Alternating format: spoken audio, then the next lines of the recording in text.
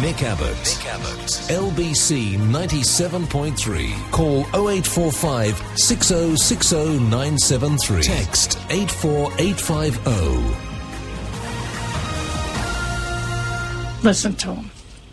He knows everything. It has been claimed that certain rabid red-top titles go beyond what could be termed legal means in order to acquire their vital and important stories about television celebrities having sex with people that they're not married to, or about them not having sex with people that they are married to. As a representative of the media mogul Ernst Stavro Blofeld, I can assure you that nothing could be further from the truth. At Evil Media Corp, we pride ourselves on teasing out our information in only the greenest and most ethical way. We plant the seeds of validity and nurture our truisms with love and attention by speaking to the fledgling buds of veracity and plucking only the plumpest and truest fruits of factualness in much the same way as Prince Charles tends to his vegetables. Or at least, that's what we heard him do when we bugged his greenhouse. Much as previous good performance in the stock market does not necessarily indicate future growth, so our record of slithering about in the gutter, from which position it is easier to photograph up a starlet's skirt when she exits a taxi, should not blind you to our intention to obtain our exclusives by honest means, should all other avenues come to naught. Our news-gathering methods are legal, decent, honest and true, or at least that's what our lawyers will tell the court, should our offer of a settlement be turned down. It is the actions of broadsheet competitors that disappoint the most. Just because they don't set out to ruin people's lives so as to increase their profits, they seem to feel that they are somehow better than us. Well, it would be a bad day for Fleet Street if we were judged on the things that we do, rather than the things that we say we do. Whatever the charges against us, we would like to state categorically that it weren't our fault and we ain't done nothing. And to those that say that we would say that, wouldn't we? Well, you would say that we would say that, wouldn't we?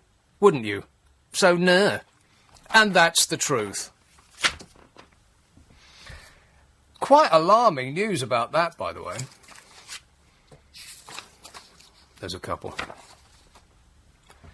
Questions were raised over the role of News International in the government's decision to scrap plans for jailing phone snoops and computer hackers. I'll read that again because it came by too quick. Questions were raised yesterday over the role of News International in the government's decision to scrap plans for jailing phone snoops and computer hackers. They were going to jail them. They thought this is getting completely out of control and will jail phone snoops and computer hackers.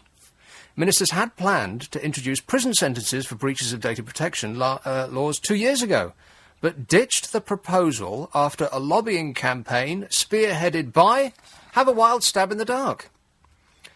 That's right, senior figures from News International, the publishers of News in the World.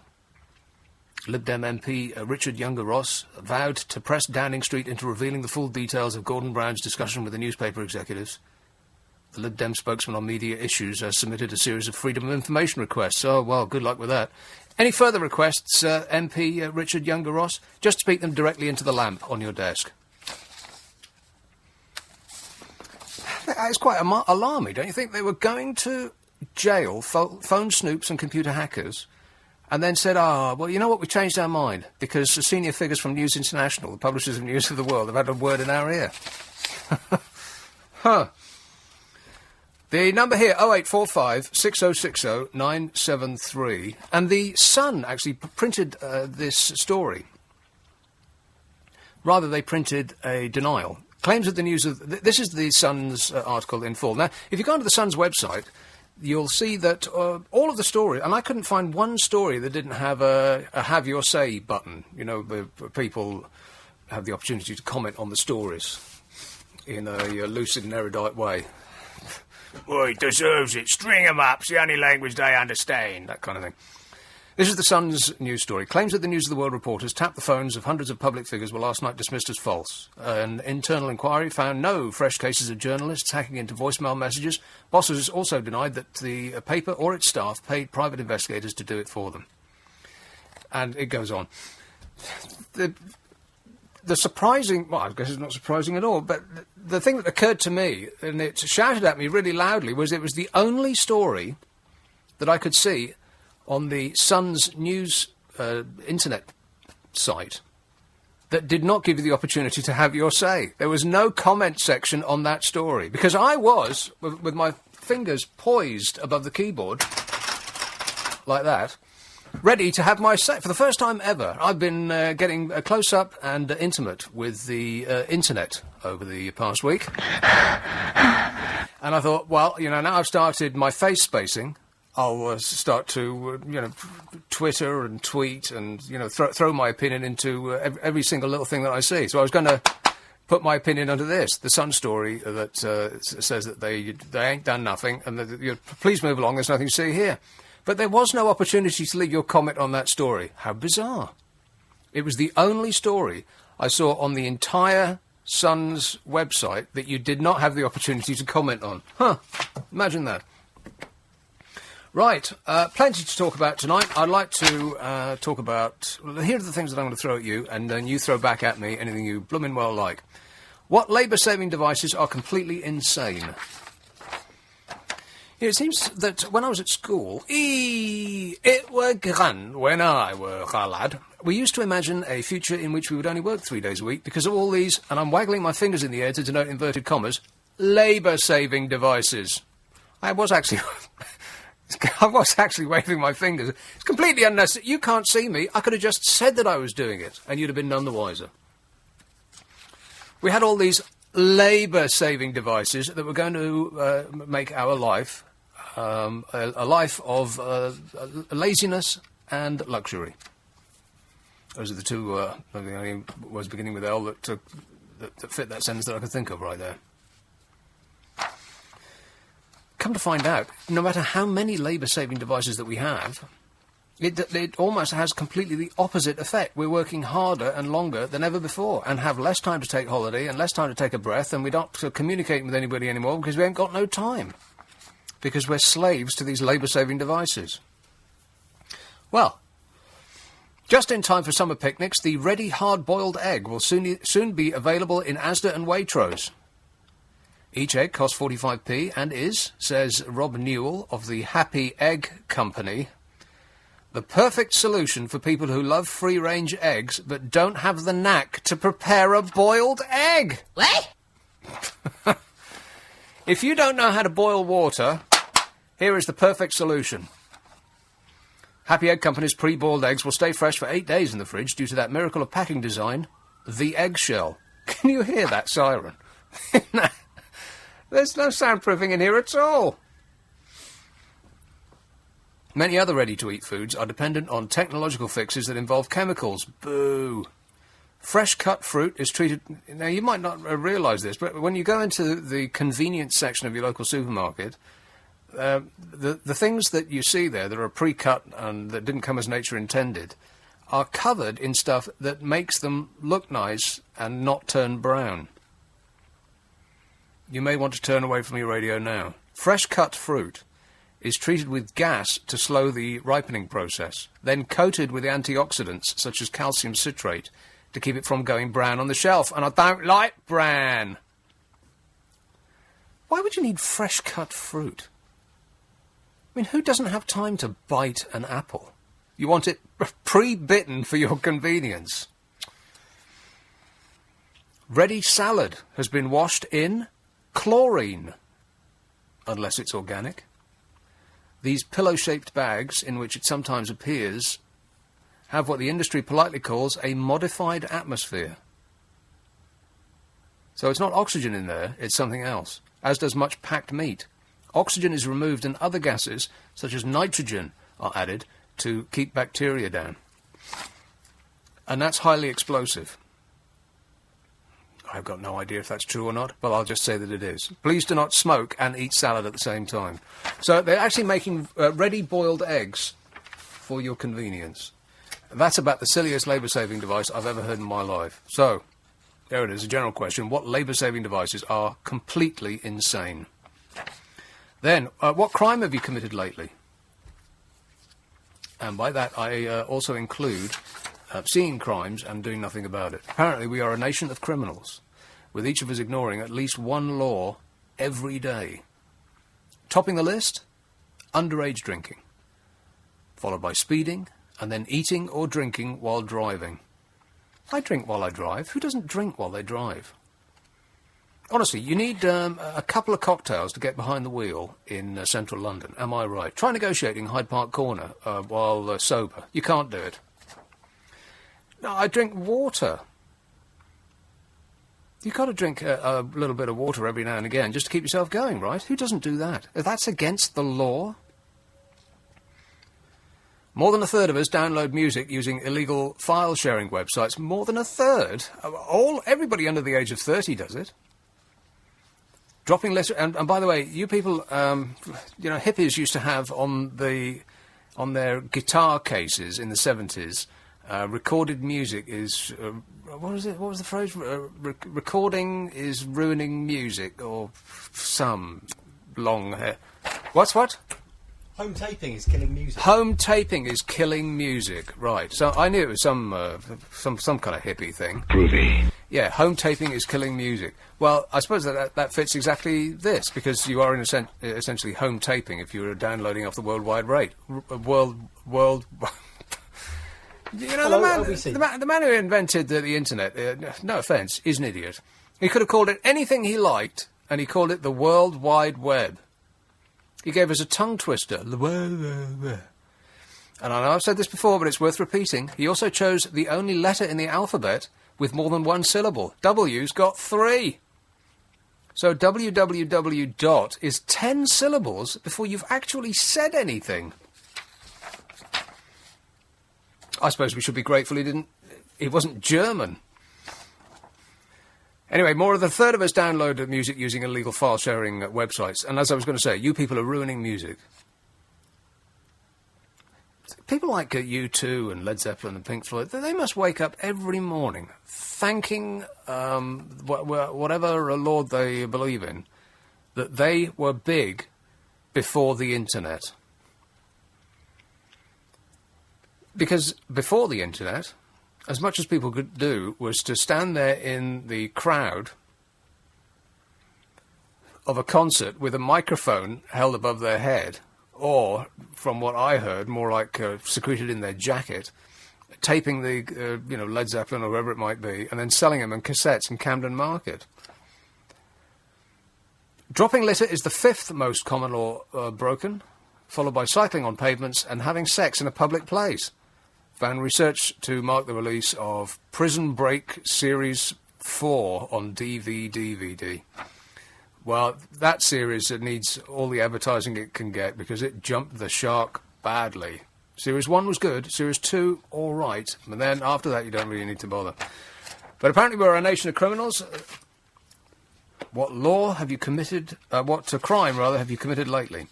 And I believe it was The Independent this week that gave a list of 101 uses for men.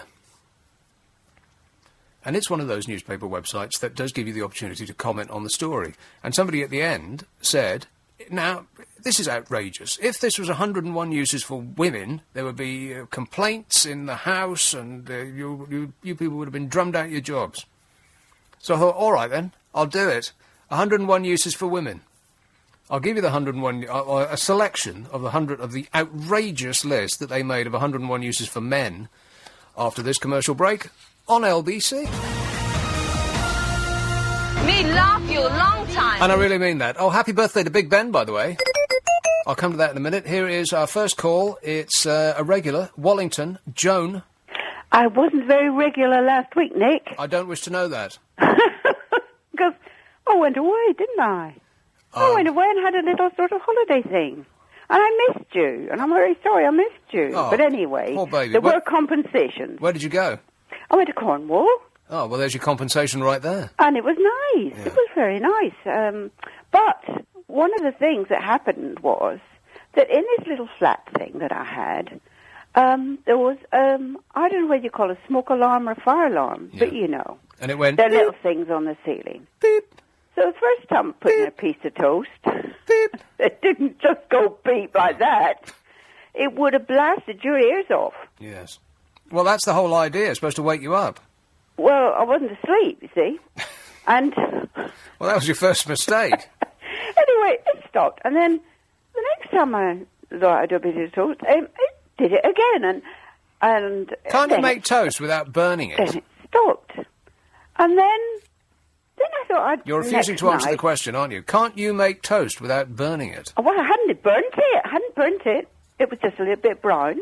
A Right. little bit brown, you know. Burnt. No, it wasn't really brown. It wasn't really burnt, you know. Burnt. And and then the next day I thought, oh, I could do with a little bit of soup and a piece of toast. Because that's nice and easy, and you come in for a hard day out, looking at the sun, Yeah. and you want something quick. So Getting drunk with all your rowdy mates. yes.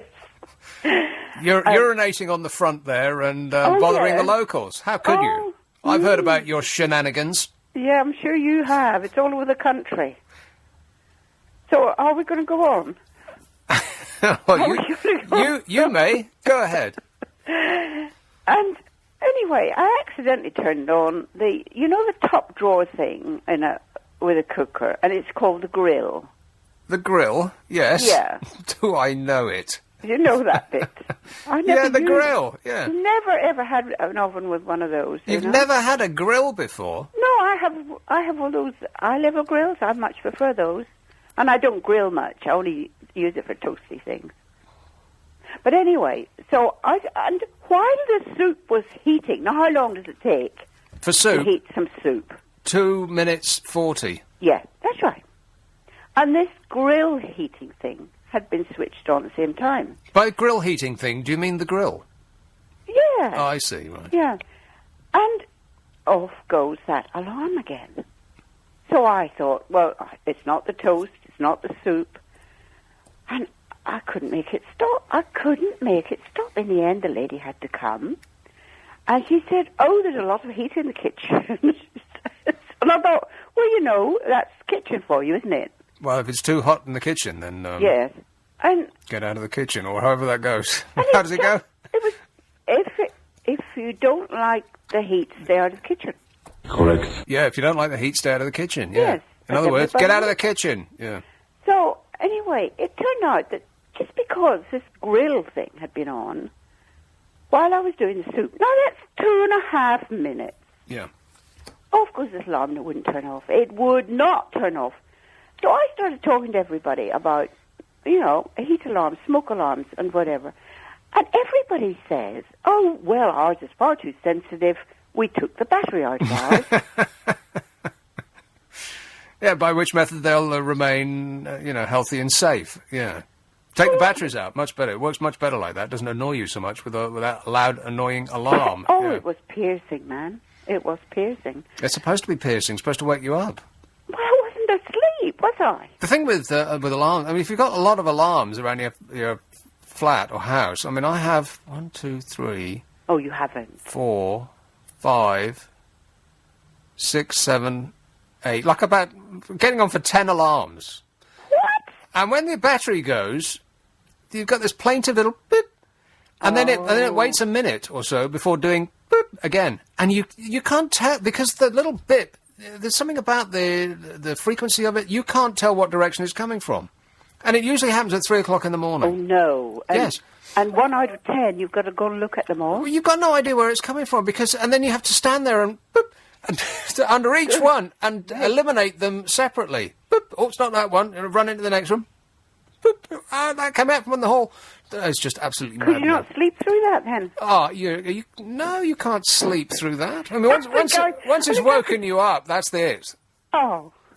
And you think, oh, well, Yes. because you every fibre of your being is desperately clinging to sleep, and you think, boop, I'll just ignore it, and then I might be asleep by the time the next one comes, and then you sit there and you it's like fading yourself up. You gradually get more and more awake, and so that it eventually doesn't sound like a boop anymore. It sounds like a bap. Yes. Yeah. And that wakes you up. Yeah. Well, what do you think about them? I mean, I wonder do I think? what percentage. 63. Really? Yeah, 60. That's a good guess. 63%. Excellent guess. Yes. What percentage? And I did that using mental arithmetic. Can you do mental arithmetic? Oh, very, very good at mental arithmetic. Can you? Well, you know that thing in the back Because I'm of the going to test paper? you in a minute. Are you? Yeah. Not too difficult then, eh? Well- An easy one to start with. The story is when the Bamberger family opened a haberdashery 65 years ago, they insisted their staff use mental arithmetic to price up customers' purchases. Mm-hmm. Despite the arrival of calculators, that attitude has remained unchanged over the intervening years. 65 years later, they still insist on their charges using mental arithmetic. That's good, isn't it? But now because now the family finds itself in with an unexpected maths problem. Most of the people who want to have a job there are incapable of working out sums in their heads. This is after 10 glorious years of education. But they don't teach you that, do they? What? Anything? No. they Less than don't. 1 in 10 applicants are now able to solve basic maths problems without turning to a calculator or a till. 1 in 10. And you know this is true when you go to a pub. I used to work in a pub, and this was before tills used to add everything I up. used to work in a pub, and I used to add it up in my head. And it's actually quite a skill. You're making 5 drinks at a time, Yes, and they're all, you know, £1 What do you mean you were making them? pouring them. Pouring's different. I thought you were making cocktails, maybe. Well, no, you know, it depends if you like a lager and lime. Is that a cocktail? No. Not really, no. Well, you know, vodka and tonic, things like that. Yeah. So it's all very complicated, and no one drink is the same, and you're doing 5 drinks, and you've got 15 people screaming out, "When you're ready, Nick!" Yes. And you have to work out the 10 drinks that this person has just ordered in your head while you're doing it, and then come up with the total, which has to be the exact same total the next time they order the round, otherwise That's you're the in trouble. secret. Yeah. That is it. And when the first day that I worked in a pub, it was like being thrown at the deep end because your mind is like a hayfield. Let me explain. No, your mind's like a hayfield. When you think of when you do skills, it's like walking a path through the hayfield, and the more you do them, the wider and flatter and more easy that Yes, path is to yes. negotiate. And so so is the same with mental arithmetic. The more you do it, you find the quicker and the faster and the more accurate you can become. The first day at the pub, I didn't know what was happening to me. It was the most stressful thing that had ever happened to me in my life, and I had no idea when I came But you've gone over to decimal by that time. Yeah. Yes. The one in my day, it wasn't. Oh, all right. Well, you turned it up to 11. All For a right. little while, for a year or two. And so I was just making it up. They would say, "How much is all that then?" And I'd be like, £5.10. They thought that was cheap. And they come back the next time, and of course I'd guess a completely different number. Then they're going to be, "Hang on a minute." Anyway, your test is coming up. All right. All right. So these haberdashers, in the past around 8 in 10 have made the grade. Now, only 1 in 10 of applicants are now able to solve basic maths problem in their heads. Most youngsters who come to us for jobs are unemployable because they're not numerate, said the owner. It's a sorry situation and a poor reflection on the academic qualities of young people these days. It was much easier finding staff a few years ago when everyone coped with working out simple maths in their heads. Around 8 out of 10 people who came for us for work were capable of doing it in the 50s and 60s. Now it's less than 1 in 10. That is shocking, isn't it? People can't add up in their heads. Well, actually, that Hang on a minute. Oh, all right. You ask them how much they... Now, here it comes. You ready? No, I'm going to... I don't think I'm ready. Go on, then. You ask them how much they charge for 9 metres of material at £9.90 a metre, and they fiddle about for ages. 9 metres of material at £9.90 a metre. Go ahead. Well, that'd be £90 minus... Oh, you fail this test. This is LBC. Done that, woman. 0845 6060 973. You can text 84850. You can email nick.abbott@lbc.co.uk. How quickly you forget. 101 uses for men. This is printed in the Independent. I think it was the Independent. Now, if they'd done it for women, well, it wouldn't have gotten the paper. Here are some of the 101 uses for men printed in the Independent this week. And it's from a woman's perspective, obviously. Whistling at you in the street on your 41st birthday. Catching spiders. Parking. Keeping Colleen Rooney in handbags by continuous funding of endless dreary football games. Bearing his bottom on stag nights. Helping to keep you fit and supple by generously leaving towels, socks and other items of personal attire dotted around the floor for you to pick up. Being the Pope. These are some of the 101 uses for men printed in The Independent this week. Stocking the iPod with obscure punk music from the 1970s, even though he went to a nice grammar school and has never even owned a pair of DMs, let alone used them to stamp on a hippie's head. Driving up very close behind you on the motorway and flashing his lights repeatedly. Being a rock star. Being a rock star. And I thought, gosh, that is... I mean, the whole thing is dreadfully sexist, but it seems to be excused because it's sexist against men, which seems to be all right. Something I object to. But that was really, really sexist, being a rock star. And then I thought, yeah, that's actually quite right. How many women rock stars are there? And then I tried to think of some, and I came up with Chrissie Hynde, and then I almost gave up. There's that woman off the White Stripes, whoever that is. And really, the White Stripes isn't her, is it? It's the fella. Jack White. And then that's it. And then I gave up. All other women in music, in modern music, are pop stars. Which, by the way, Glastonbury was absolutely full of. I'm still watching some Glastonbury coverage because the BBC is still eking it out. Well, they spent so much of our money on it, they might as well get some value for the cash that they threw at that event. And there was a lot of pop music there, a lot of silly throwaway pop bands that aren't going to be around next year. It was also grand when I was a lad, when I used to go to Glastonbury, because it used to be people like John Martin and Kate and Anna McGarrigle. No, I only say that. I never saw them, but it was people of that ilk who would be on in the afternoon. You know, hippies, basically.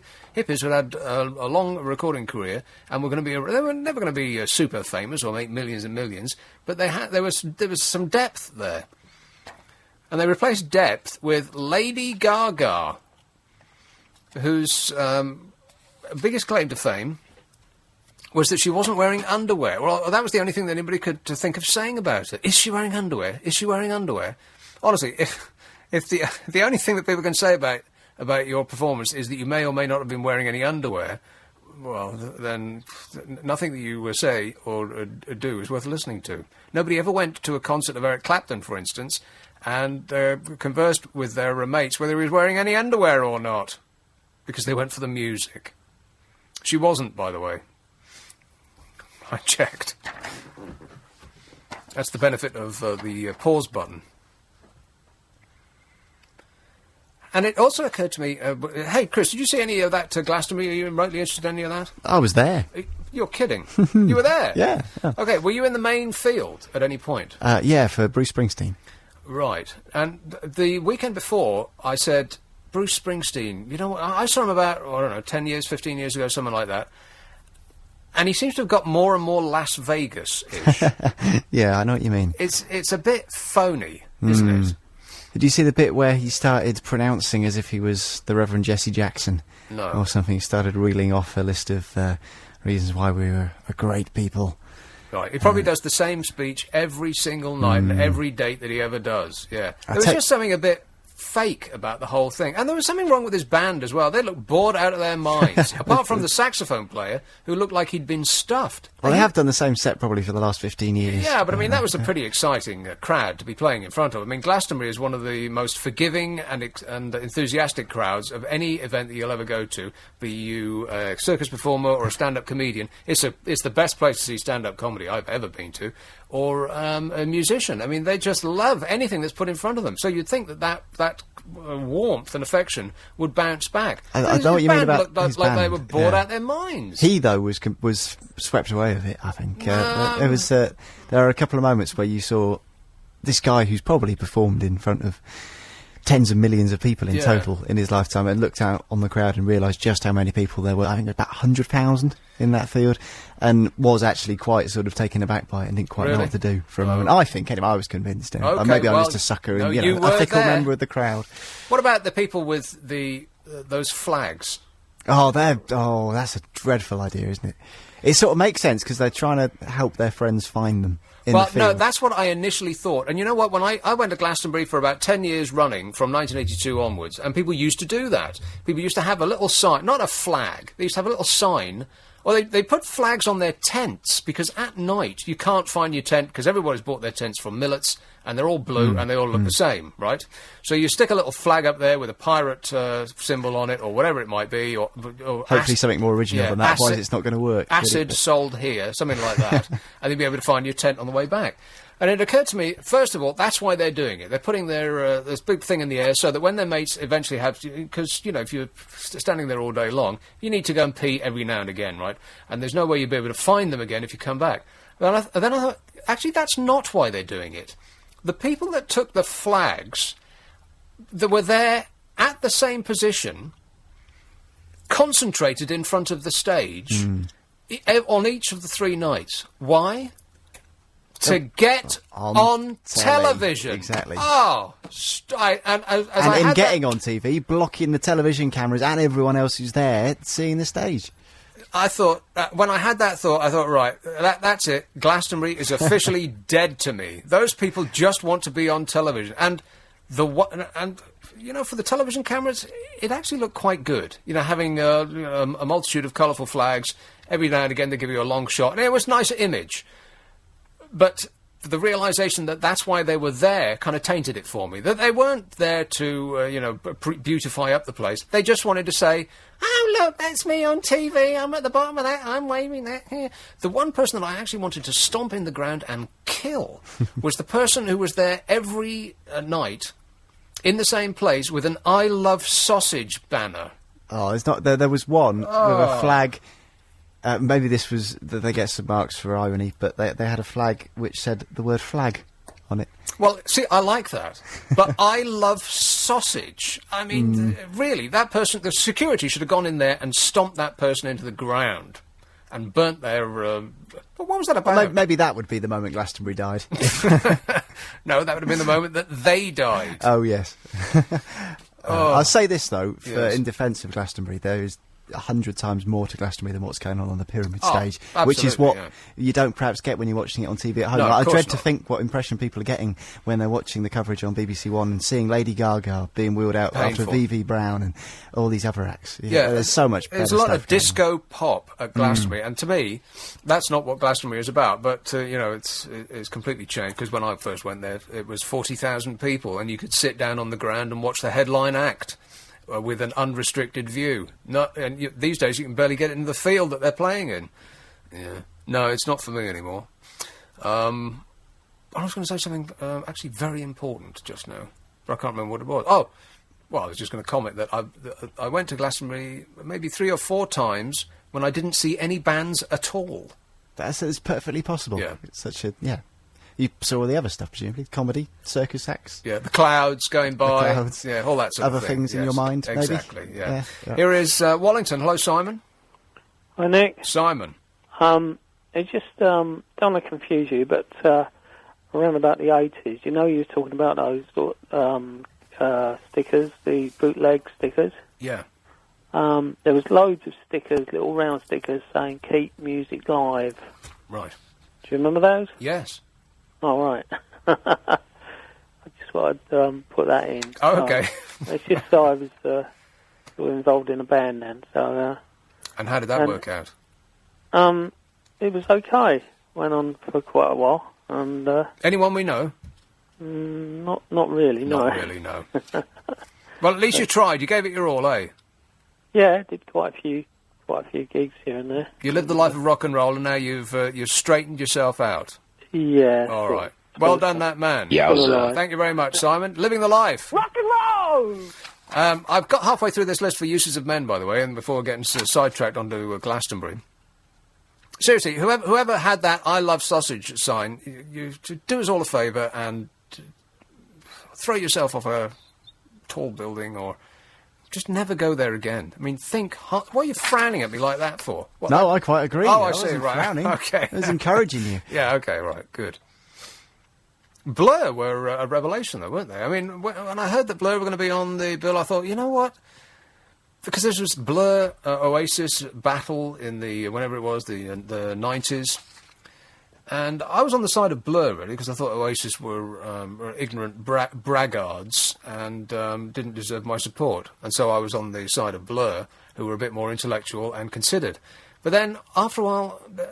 and Oasis, by the way, won that battle. Oasis came out where they got to number 1, they sold more records and blah, blah, blah. But after a while I thought, you know what, do we really want to hear another jaunty English pop song about park life and all that other daft stuff that they wrote about? And I thought, you know what, I'd actually rather hear Oasis, because at least they're more... Rock and roll! Precisely. But they came on and it was a storming set. They did really, really well, I thought. And I actually was disappointed that I missed that. Well, you know, seeing it on TV, you're essentially not missing it, but you know what I mean. I thought they did particularly well. Who else? Oh, Neil Young. Is he Neil Young? I saw the first hour of Neil Young. Right. Yeah, amazing. Yeah, it was amazing, apart from the point at which he lost his mind during Rocking in the Free World. Yeah, that happened. What was he doing? I mean, he ended that song about 10 times. And the third or fourth time he ended it would have been a tremendous rock and roll moment if after he got the crowd to wave their arms from side to side, and then it ended. You thought, oh, well, that's tremendous. Well done, mate. But it wasn't over. He started it again. He thought, no, not again. Yeah, but if you were going to see someone who was completely of sound mind, then, well, you should have chosen someone other than Neil Young, shouldn't you, really? That's not the magic of it. That is a good point, yeah. Anyway, 101 Uses for Men. I'm halfway through. Being a rock star. That's how we got onto all that. And I can't think of any women who were rock stars apart from Chrissie Hynde, and that's it. I mean, the woman who plays the drums on the White Stripes, she's not a rock star. She's just the woman in the background. No offence. Chrissie Hynde is the only woman in rock I can think of. Think of anybody? Think of anyone else? I can give you a list of some people who are at Glastonbury. There was Karen O from the Yeah Yeah Yeahs. Not a rock star. Oh, she is. Not a rock star. Okay. If you stopped 100 people on the street and asked them who? Karen O. Karen O. And they'd say, who? And you go, oh. Who? No idea. Not a rock star. Okay, perhaps I am struggling then. Right. I can think of a couple of dead rock stars who are women. Go on. Well, there was Big Brother and the Holding Company, whatever her name was. Janis Joplin. Yeah. Big Mama Cass. Yeah. I'm out. Big Mama Willie Mae Thornton. Now we're going back a long time. What about Nancy off of Sid and? She wasn't a rock star. She hung out in those circles. Well, She yeah, qualified more than most people in pop. Yeah, she laid around in those circles, yeah. Well, yes. Being a rock star, definitely a male preserve. This is 101 Uses for Men that was printed in The Independent. And it's a prelude to me asking you to give me 101 uses for women. I suppose this is a male-only thing. Encouraging Britain's thriving shed manufacturing industry. 101 uses for men. Removing dead mice from the house. Cod pieces, the wearing of. Inventing prog rock. Drinking warm fermented hops. Being a murderous despot. Being a rock star and being a murderous despot are definitely male preserves. They're right about that. Going to the dump. Opening jars. Snoring. Watering the toilet seat. Making fire. Going up in the loft.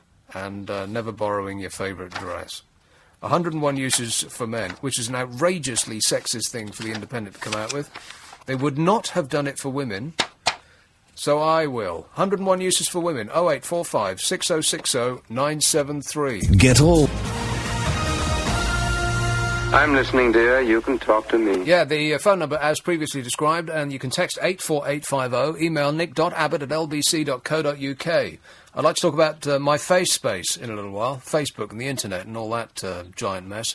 And I've also got copious notes on the Michael Jackson performance. I have detailed files. Affirmative. Let me read some texts. Hi, I just want to ask your views on a woman who writes while in her deepest sleep. This lady went through a near-death experience and returned writing whilst sleeping. The information comes through her that I saw is... None of this actually makes sense in English. Are you actually going through these texts before you copy and paste them? No, apparently not. Her story can be seen on www. Oh, who cares?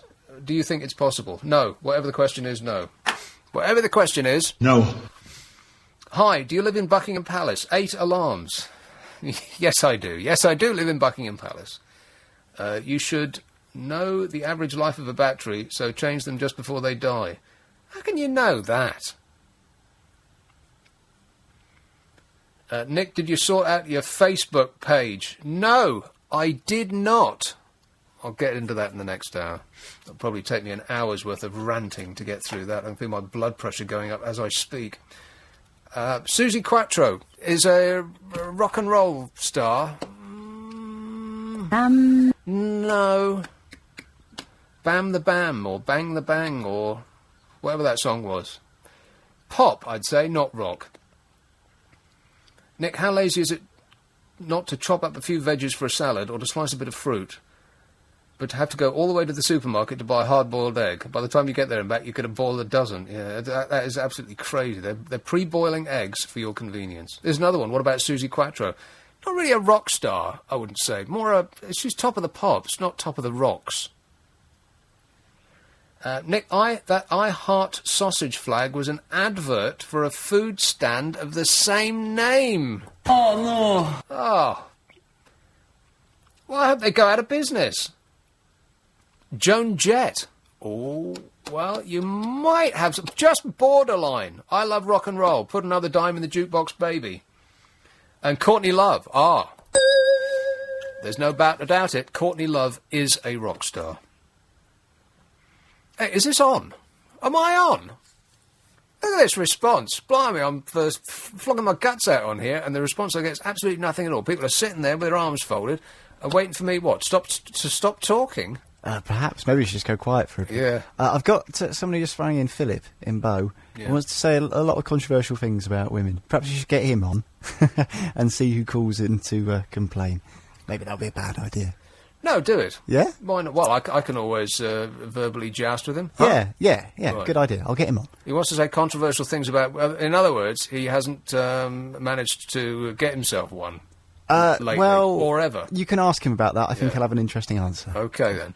0845 6060 973. 101 uses for women. This is a male response to the 101 uses for men that was printed... I can't be certain, but I'm fairly sure that it was in The Independent this week. Now, The Independent probably thought that this was an amusing thing to do. If they had printed 101 uses for women, then, nobody would have believed it. Well, they just wouldn't. So I'll do it instead. A riposte to The Independent. The other things that I had for you a little while ago, I'll put them out again. I don't see what there's not much point, really, because I'm getting absolutely nothing in response. And it looks like, fortunately, I've lost it. I've lost them. Anyway, Bo, Philip, let's see what we got here. Yes, Philip. Hi, how's it going, mate? All right. Good. Well, first thing, the walk chick thing. Beth Ditto, by the way. Have you heard of her? Beth Ditto, yeah. Beth Ditto, have you got her? Pop the star. big fat lesbian. Yeah, she's really cool, actually. Pop the star. gossip.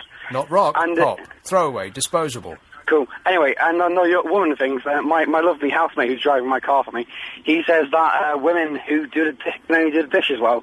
And actually, I know this because I'm a student, and I live with 5 guys, and none of us ever do the dishes. So we think that women do the dishes much better than men. Do you live in halls of residence? Oh, I used to. I now live in a house with 5 other guys. Right. It's probably the messiest, smelliest place you've ever been in your life, right? I actually did mop the floor today. It's probably the first time for 2 years that anyone done it, so... Now, if you ever go into a woman's flat in a halls of residence, or in where sisters do it for themselves in their own house, you'll find that the difference is... it's just stunning. It's remarkable. Oh, no, I'm moving in with a girl next year just because I know it'll be cleaner. No, you just can't stand the mess anymore, yeah. Well, there'll be less poo stains down the toilet, one would hope as well, so hopefully she'll wash that out for me. That'll be good. Well, as long as you don't get too graphic, that's excellent. So, anything else? Doing the dishes and cleaning up. Well, my mum's a nurse as well, so I think nursing's probably maybe a better thing. I don't know. I'm also a gay man, so I think gay men can do that quite well. And you probably cut me off if I say what I want to say now, so, but, you know. Well, if you insist. 0845 6060 973. 101 uses for women. I did ask, and ask and you shall get. What labour-saving devices are completely insane, and what crime have you committed lately? That's what I threw at you, and what I got back, absolutely nothing whatsoever. I mean, so far, what have we got? It's been a little bit sad. Oh, it's a little bit sad. It's incredible. Am I doing this right? Yeah, it's all... And people will call in a minute and say, oh, well, you know, we're just sitting here listening. Well, that's great. I've got to speak for, do a monologue for 3 hours. No good expecting to be entertained, is it? You've got to be getting involved. Don't let me drag Michael Jackson out now. I've got pages on his memorial. Now, I know this is ancient news, and probably people are sitting at home thinking, you know what we need more of on the radio? Stories about Michael Jackson. I'm going to do it anyway. If I'd have been on Tuesday night, then I would have given you a virtual play-by-play. I would have been fading it up. Is that a page of notes you've got? Yeah. There? Were you watching and making notes? Yes. Otherwise, I'd have forgotten everything, all of this important stuff. I'm going to go through the entire thing. Take us through it, then. Critiquing. Well, I haven't got time now. I might as well just fill until the news at 11 o'clock. And no breaks, so I've got 6 minutes. How am I going to do it? There's plenty to talk about. £9.90 times 9. Oh, don't make me do this. This is making me apoplectic with fear. This is back to school days. Can I use the calculator on my phone? No, you cannot. That's the entire point. Anyway. These people opened a haberdashery 65 years ago and insisted that their staff use mental arithmetic to price up customers' purchases. It used to be that 8 out of 10 people who came for a job were able to do it. Now, 1 in 10. In other words, 9 out of every 10 people that go for a job in this place can't add up in their heads. And I was with them all the way until they gave this question. You ask them how much they charge for 9 metres of material at £9.90 a metre, and they fiddle about for ages. And I did have a little mental breakdown just thinking about it. And it took me... Well, I didn't come up with the answer immediately because I haven't done mental arithmetic in a little while. If I'd been still working behind the bar in that pub, adding things up in my head, I might have come up with it instantaneously. But it did take me a moment. It's not the easiest thing in the world, is it? 9 times £9.90. Last year it emerged that more than half of trainee teachers... This is shocking. If you think the rest of it was bad, this is worse. Last year it emerged that more than half of trainee teachers need multiple attempts to pass a basic numeracy test. Numeracy test. Although the exam was originally introduced to drive up standards, it emerged that trainees could take it as many times as they like. Take a numeracy test as many times as they like. One reportedly took the test 28 times before passing. Good grief. Have you come up with the answer yet? Or are you writing it down? It's going to take a while. 9 times £9.90. I'll put you out of your mystery. It's £89.10. Harrow. Joe. Hello, Nick. Hello, Joe. Women in rock and or roll. Yeah. Skin from Skunk and Nancy. Yeah. Borderline pop, I'd say. No. The woman's fantastic. She is absolutely fantastic, and she is a rock chick. Definitely. All right, I'll let you have that one. She would. I tell you what. Would you say to her face that she's pop?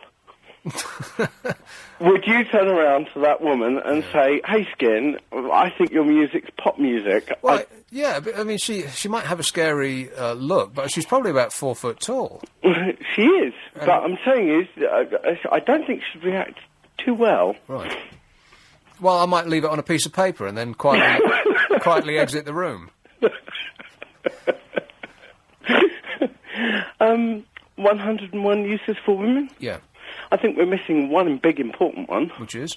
Childbirth. Childbirth, yeah. We can't do it without them. Yeah, and tidying up after me. Tidying up after you? Yeah, in particular. Well, that's what my mother would say anyway. Right. Well, see, that's a job for mothers rather than women. Right, but mothers are usually women. Are they? Last time I checked, I will ask my mum next time. Right, we need you to be absolutely sure because we only deal with the facts on this show. Well, the last time I dropped change and looked under people's skirts, I was very, very young. My mum hit me very hard. Yeah, I would think so. Damn right. OK, well, make sure you don't transgress in that manner again. I'll try. All right. Try harder. 0845 6060 973. Apparently I've been unkind to the Independent. The 101 uses for a man was in the Times. The paper of record. What are they thinking of? The Times. Skunk from Skunk and Nancy. Well, I don't know. I mean, has anybody actually heard from her in, like, the last 10 years? Has she actually done anything at all? Oh, we've got another one now. Oh, he's on callback. I won't be able to fit him in before the new news. Or will I? If you do it really quickly, I will. No, he's broken. Phone's knackered.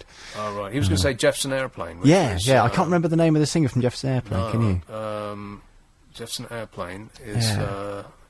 Yeah, of Somebody course. to Love. Yeah, I know.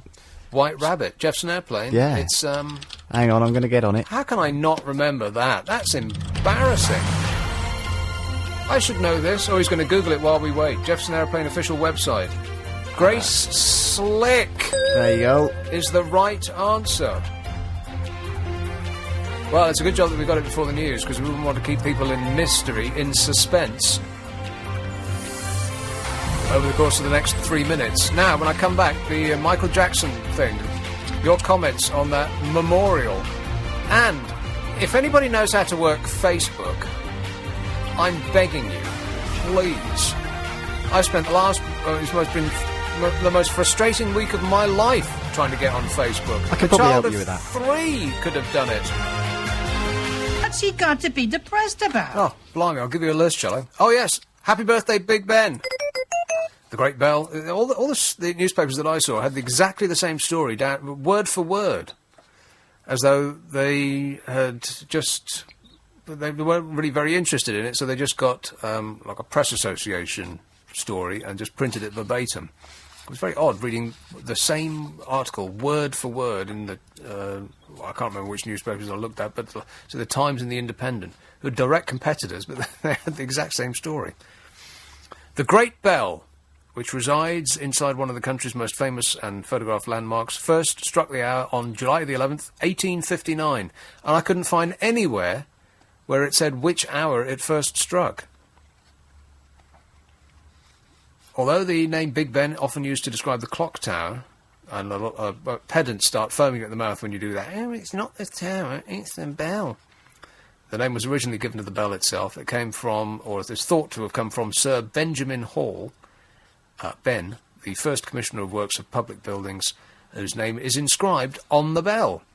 The anniversary will be marked, as the nice news lady just said, with a nighttime projection on the tower reading Happy Birthday Big Ben, 150 years, 1859 to 2009.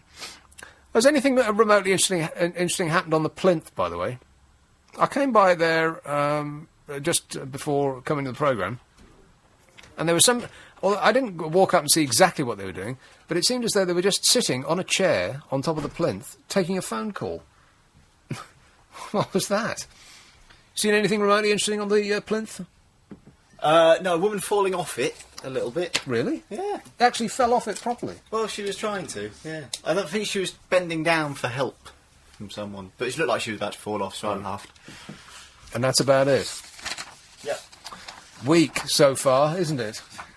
As far as art goes, yes, we're not impressed.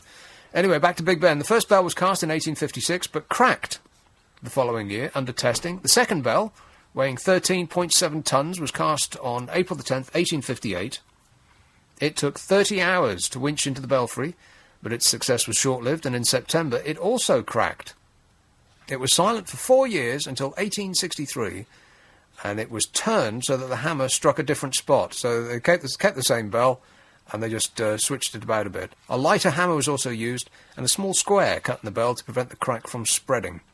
Over the years, the clock has been stopped accidentally on several occasions by weather, workmen, breakages, and birds. So there you are, Big Ben, happy birthday, 150 years old today. Now, do you want to talk about Michael Jackson, or do you want to talk about Facebook? I tried to get a Facebook page. Well, I succeeded in doing it. But I got the kind of page that I don't want to get.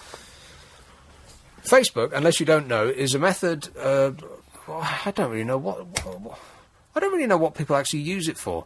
Because once I'd got it up, The only reason I wanted it was to get some sort of internet presence, because I don't own nickabbott.com. Somebody else has got that. So I thought, well, I'll get Facebook. And I read in the newspaper, it said, we are now giving away actual domain, like Facebook names for businesses and celebrities and things like that. So I thought, right, I'd better get that before somebody else does. Too late. Somebody else has already got it.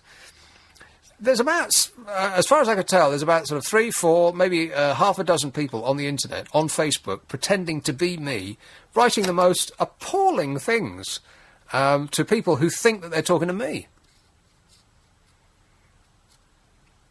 And these started appearing on my Facebook page. And people would say things like, hi Nick, is it really you? And then the fake me would say, no, this isn't me. And then fake me's would start having an argument with each other about who was the real me. And people would say, I was listening to you last night, and then the fake me would say, oh, yeah, give us your number and I'll bleep you later. Which is damaging to my reputation, because I would not bleep them later. In fact, that is one thing that I would absolutely rule out. So I tried to establish that it's actually me on the internet, and I couldn't do it.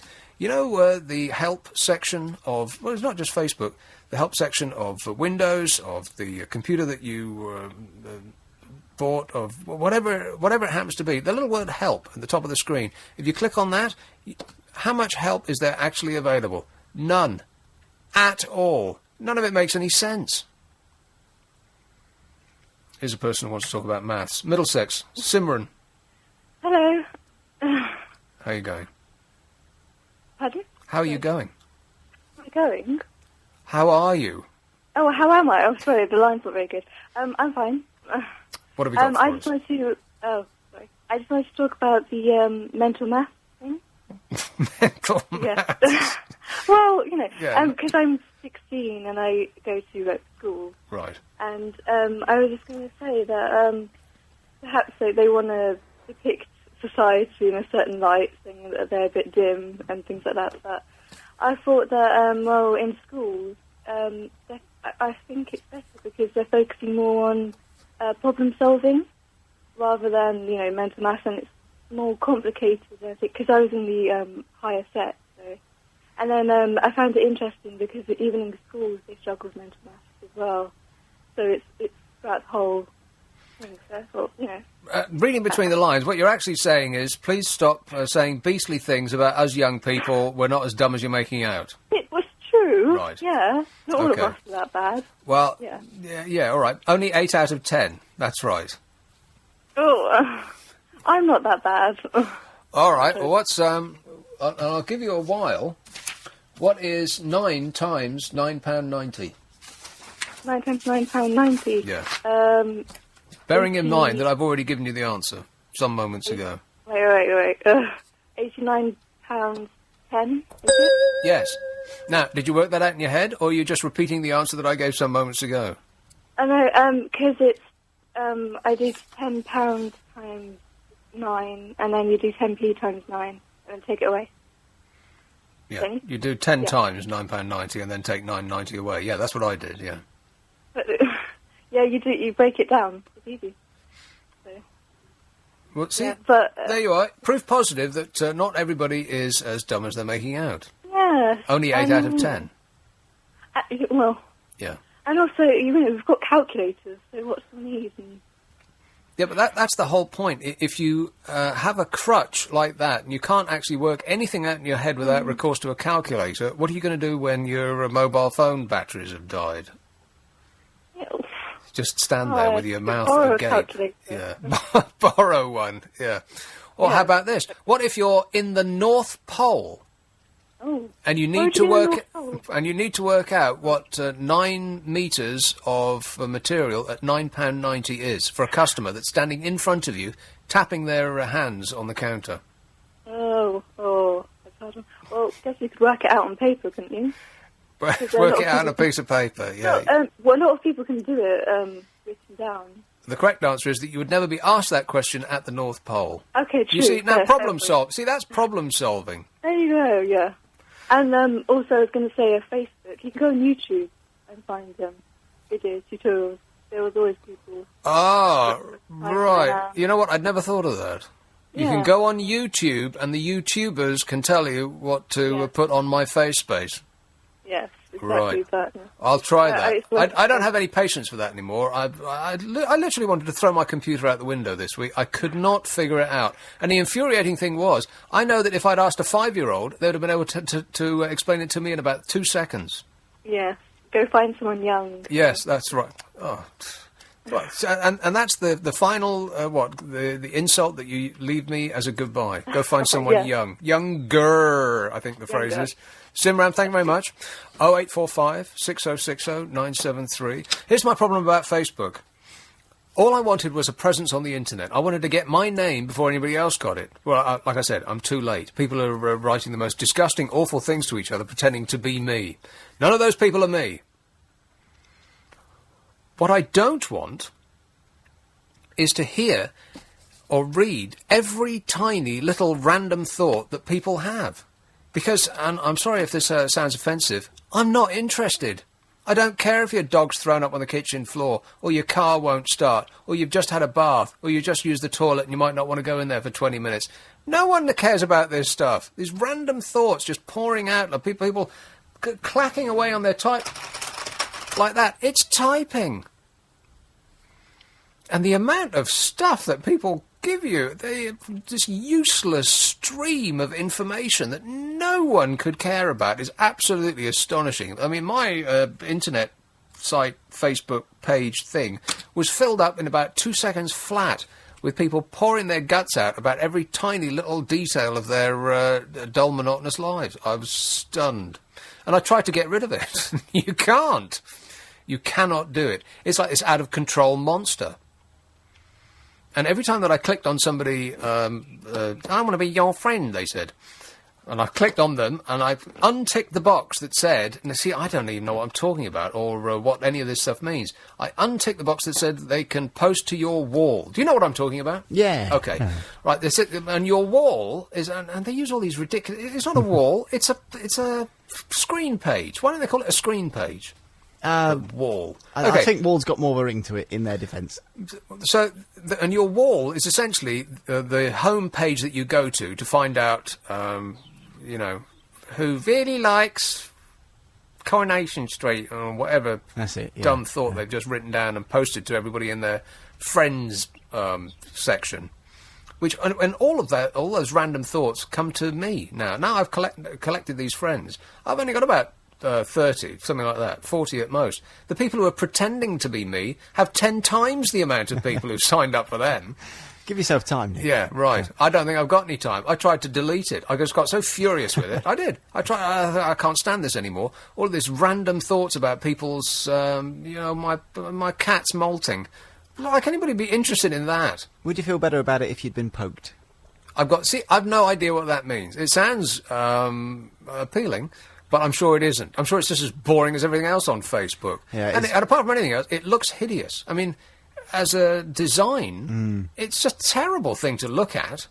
I agree. They messed it up recently. It used to look really... Oh, yeah, I'm sure it was much better in the good old days. Yeah, this is a whole can of worms. So what I wanted to do was just have a presence that people could go to that was outside of the radio show, that I could post stories that I was interested in or things that I found amusing, and have you seen this, and blah, blah, blah. Because a lot of people in radio do just exactly that. You go to some sites of American talk show hosts and so on, they just print news feeds. You know, have you seen this story, you've seen this story, you've seen this story. It's not like a receptacle for people's lunatics' random thoughts. Or just the excruciating minutiae of their everyday dull lives. That's what I wanted to avoid. You can't avoid it. You can untick the thing that says all of their posts will appear on your wall, but they appear anyway. So figure that out. And then at the end I thought, right, I can't stand it, I'll actually look up a help page. And what I actually thought I'd done was get a page for me for my, you know, the Nick Abbott thing. for my public life. Yes. Yeah. What I'd actually done was open a page for my personal life, and all those friends who I'd signed up. Of course, they're not my friends. They're just people who listen to me on the radio, and so I don't know them.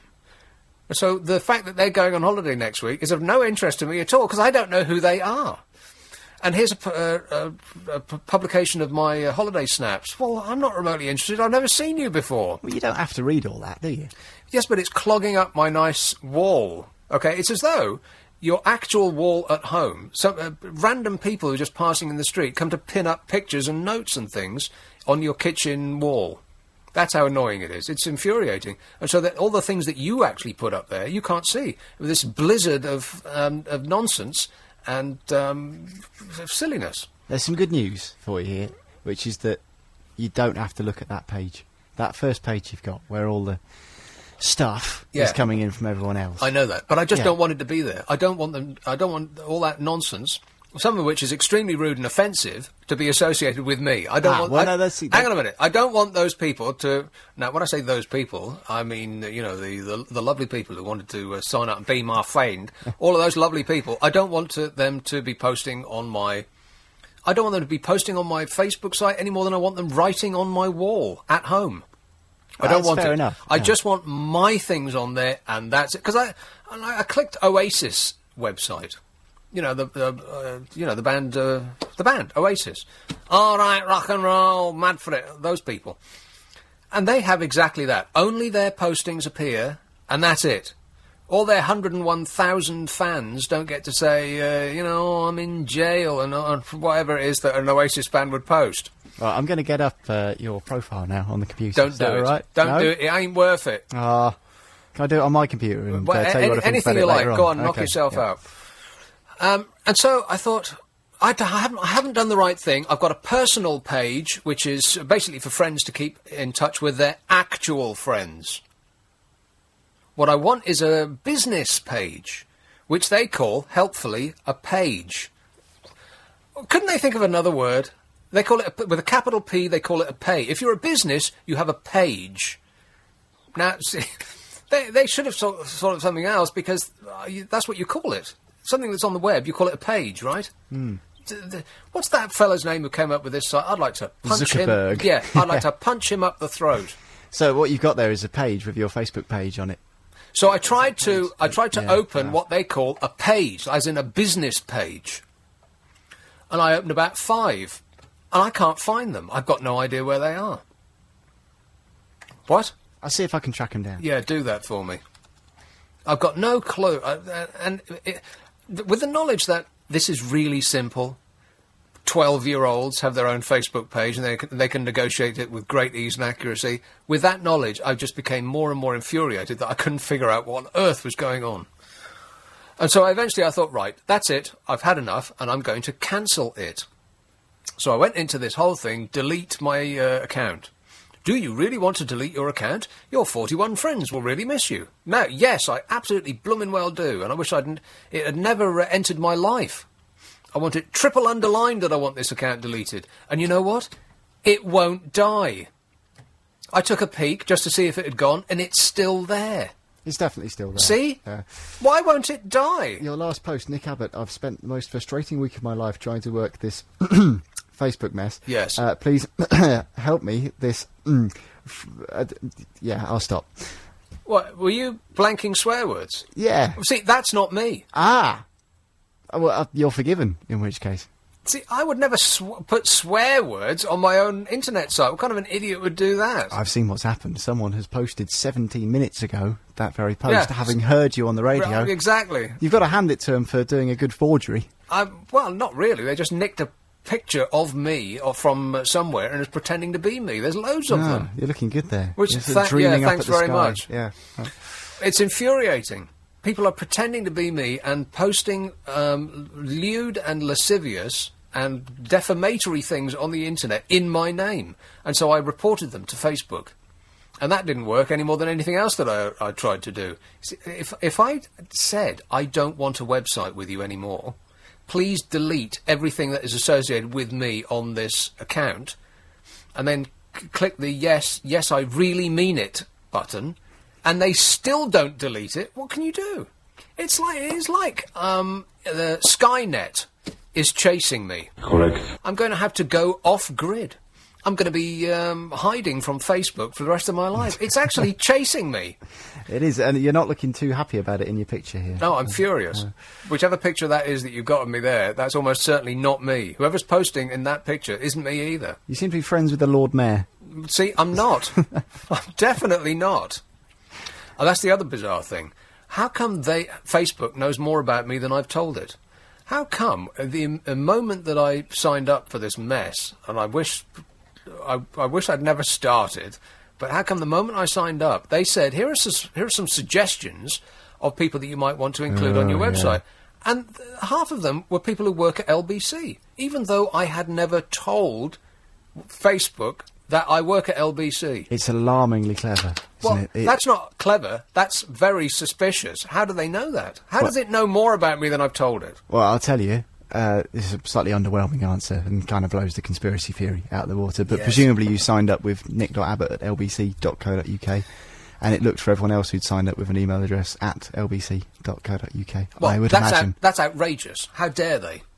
And the moment I did that, I did it briefly, and I thought, I've made a mistake here, because people will start emailing me at work, and I shouldn't have I shouldn't have an email account at work, have anything to do with Facebook.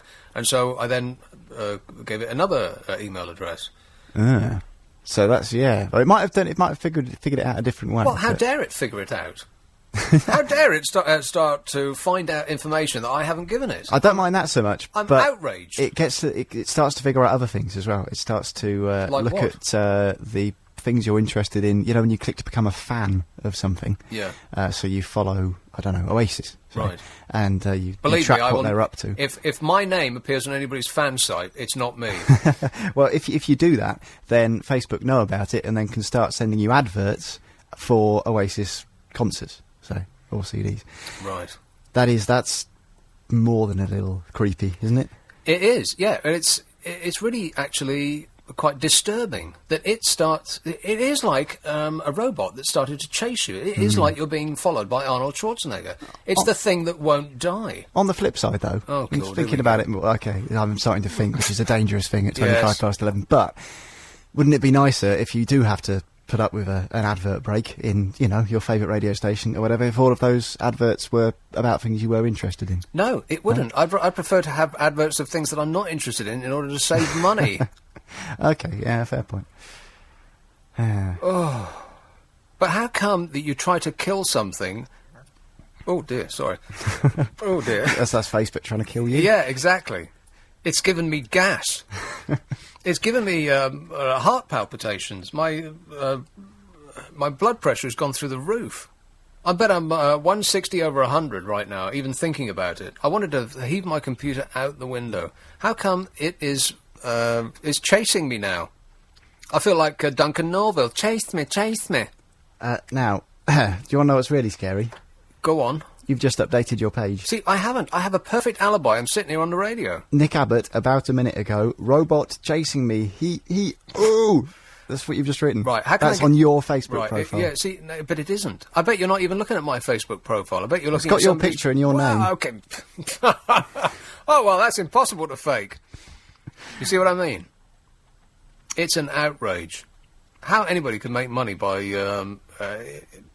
doing this, I'm just stunned. I mean, the CIA can make money by infiltrating your life. How can Mike Sugarman, or whatever the hell his name is? Zuckerberg. Yeah, whatever. And he's 6. Yes. He is actually 6 Happy years birthday. old, and he's made £10 trillion from this mess. This mess that is now chasing me and will be hounding me to my grave. I can't get rid of it. How do you get rid of it? Well, I thought you've gone through all the correct motions. Yeah, I did. And still it won't die. It's the thing that will never die. There's something there's yet another level of sinisterness here. Oh, God. Right, what I'm looking at is your Nick Abbott page. Yeah, it's not me. It's probably not me. And Nick Abbott himself, yeah, but a different Nick Abbott, yes, is posting. I know this because there's 2 separate photos of you. There are 2 Nick Abbotts having a conversation with each other. And one's ruder than the other. Yeah. Well, the one's terribly rude. I'm looking at some Well, very creative profanities, admittedly, but... See, if I'm on your fan website, it's not me. If I'm saying rude things, it's not me. If I'm doing anything other than highlighting news stories and giving you a link, it's not me. I don't want to chat with you. I don't want to know what your cat's doing. I'm not interested that your car won't start. I don't care about the, like I said before, the excruciating minutiae of your everyday life. I'm sorry to break the news to you, but I don't care, because I don't know you. All I want to do is have a quiet life. What could be wrong with that? And can I have it? No. No, I can't. And it's all that Mike Sugarberg's fault. Thank you. Oh, I had to get that off my chest. Why is it that everything to do with computers is annoying? Everything. Every single little thing to do with computers is annoying. Including the operating software that my last computer, let's call it a hell computer, came with. Oh, it crashes and it crashes and it crashes, like I said last week. And I was talking to a friend of mine on the phone, and he said, oh, don't worry, there'll be an update that you'll be able to buy at the end of the year. Buy? They should be hand-delivering it on a cushion, begging my forgiveness. Buy. I'm outraged. Well, let's get back to it. Please, people, I'm begging you, stop pouring your random thoughts all over my face space. Here is, Totteridge. Hello, Giselle. I'm not actually in Totteridge, Nick. I'm sitting in the car park in Weybridge in Surrey after the Leonard Cohen concert. Leonard Cohen?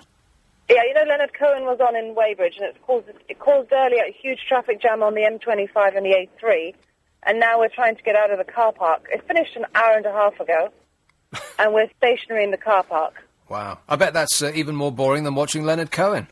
No, it was actually quite good, I must say, and we had Suzanne Vega on first. Oh, blimey, it just got worse. My name is Luca. Yeah. I live on the second floor. Do you remember that? Yeah, I do, yeah. But the worst part is all the lemmings here who are sitting in the car park with their engines on, not even moving an inch. Well, the thing with that is you never know that you think the moment I turn off my engine, I'm going to have to move.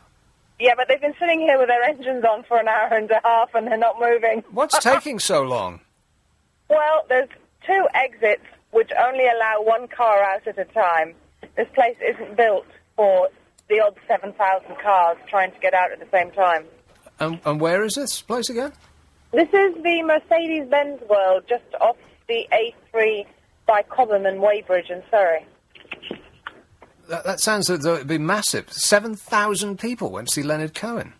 Well, there are about 7,000 cars. 14,000 people were in the concert. Good grief. All because somebody has covered Hallelujah, I bet you. Well, I suppose, yes, but we were actually doing the figures. 14,000 people, an average £100 a ticket. How much do you think he gets of that money? £100 a ticket? What? Actually, I've got some other good news for you. You know, you were saying on Facebook you're bored by all the people and all their stuff that they're posting up. Yeah, it makes me want to pull my eyeballs out. You missed a very important point. When I say I want to be your friend and it says Giselle wants to be your friend, do you accept or decline? Yeah. There's a little box that you can tick. Yes, I've done that. Now, if you tick the box, you don't get all my bump about be sitting in car parks at Leonard Cohen and all the rest of it. No, if you untick it, surely. It I says... can't remember. Yeah, the wording is something like, tick this box, and it comes automatically ticked, so you have to opt out. Untick this box if you're not remotely interested in what these people have got to say. So I unticked it furiously, and still their stuff is pouring all over my face space. Well, then write to them and say, look, can you do this for me? Yeah. Write to management or whatever. Yeah, that'll work, yeah. I'll get on the phone to Mike Sugarberg, and he'll fix that for me straight away. Yeah. Could ask him, yes. And so it was so infuriating because I know. See, I'm one of these people that I just don't read instruction, man. If it's not immediately apparent, I do one of 2 things: either I give up or I fly into a furious, foaming rage. And I chose the latter this week, and I've been inconsolable. You're definitely foaming at the moment. Yes. As should you be. Blimey, an hour and a half to get out of a Leonard Cohen gig. That is... And they just opened up another exit, which we've managed to get out of, but there are still people who are going to be queuing there for at least another hour. But now getting onto the motorway, I mean, there were people who left somewhere 10 minutes down the road, and it took them 2 hours to get down the off the M25, A3 onto the concert because there's so much traffic because of all the people who've come here. That's just unbelievable. Well, it's unbelievable and from several different aspects. One of which is that there's 7,000 people who want to go and see Leonard Cohen all at the same time. I just find that extraordinary. Actually, 14,000 people. Right. Well, like I said. And did he actually do Hallelujah? He did Hallelujah, yes, just one. Because I saw in the newspaper that he wants people to stop doing it. He said, "I'll give it a rest." Something along those lines. Stop singing Hallelujah, he said. Does he not make any money? I don't think he makes much money out of it. Oh, right, because that was my thought. I thought, no, if I were him, I'd want people to do it, desperately, because he'd get a check every time somebody sings it, but maybe not. Who owns the rights to that song is Simon Cowell. Ah, right, so, that's the message loud and clear. Stop singing that song, people. That's the reason why he wanted so many people to sing it over Christmas, because it was going ka-ching every time people were playing his song. Right. Simon Cowell owns the rights to Hallelujah. Well, Simon Cowell's got enough money. Please, people, pick another song. Anything would be better. Exactly. Thanks very much, Giselle. Bye. Ta-ra. Don't speed. I know you've been waiting a long time, but speeding is wrong. Kentish Town. Hello, Pat. Hi, Nick. Pat. Yeah, I can help you. Facebook. Yeah, I very much doubt it. No. I need your bank details, your mother's maiden name, and your date of birth. Excellent. Have you got a pen and paper? Yeah. No, just don't go on it. Don't log on. That's it. Leave it. Just don't keep posting things on, and then forget it. If you don't want to be involved in it. But I don't want to be involved in people's tiny little lives. No offence, but I just don't care. But people people I don't know have just walked their dog. I'm not interested. All I want is a presence where I can highlight stories that I find amusing, without the clutter of everybody's, pouring their life out all over my face. I told you that was going to happen. I said that last week. Don't do it. You're going to get people telling you their babies had their first solid. Yes. Yeah. Yeah. Well. No, just delete that account and... Well, I tried, and it won't go away. It's like the Arnold Schwarzenegger of computer programs. It won't disappear. Well, I can help you. Go on. I just need your bank details. Mother's maiden name. Yeah. Okay, sorry. Well, I'll tell you what, I'll give you my phone number. You can call me later and I'll give you it, all right? All right, mate. Cheers. Thanks a lot. Ta-da. 0845 6060 973. Here is that Colin Huddersfield ready to go? Huddersfield, hello, John. Nick. John. That lady talking about the Leonard Cohen thing. Yeah. That stirred a little memory. I think it's when people start organising things is when it all goes wrong.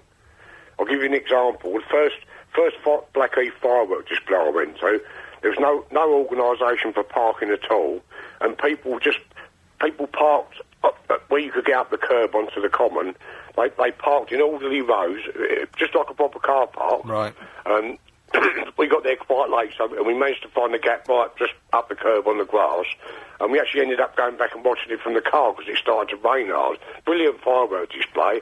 As soon as the last big one went off, we was off on the way home. Next year, they organised the parking, and I'll tell you what, I had to take my little girl back to the car because she was freezing, and then the year after that, there wasn't any parking at all, so we went on the train, and it was a nightmare getting back down to Blackheath Station to get the train back a couple of stops to Abbey Wood.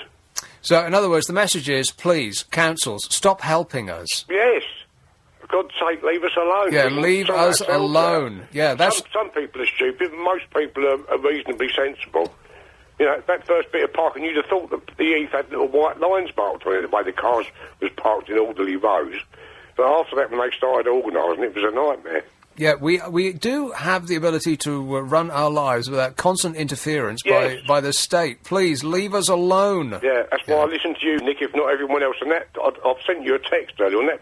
I tried to send something on my phone, and it was sending for about an hour, and I couldn't get any text, make any calls, and I even tried to turn the phone off, and I couldn't turn the phone off. You see what I mean? The electronic world is starting to gang up on us. Yeah, I think we should be really concerned about this, because I've seen it in the movies, and it doesn't end well. Correct. Check out my text, Nick. Smash it to pieces with an hammer, and then go and have a lie down. I'll do that. All right, son. Thanks a lot. 0845 6060 973. I'll get onto the Michael Jackson thing in a minute. Here are some of the things that I threw out at you earlier on. Well, what labour-saving devices are completely insane? This is after ready boiled eggs are now available in the supermarket.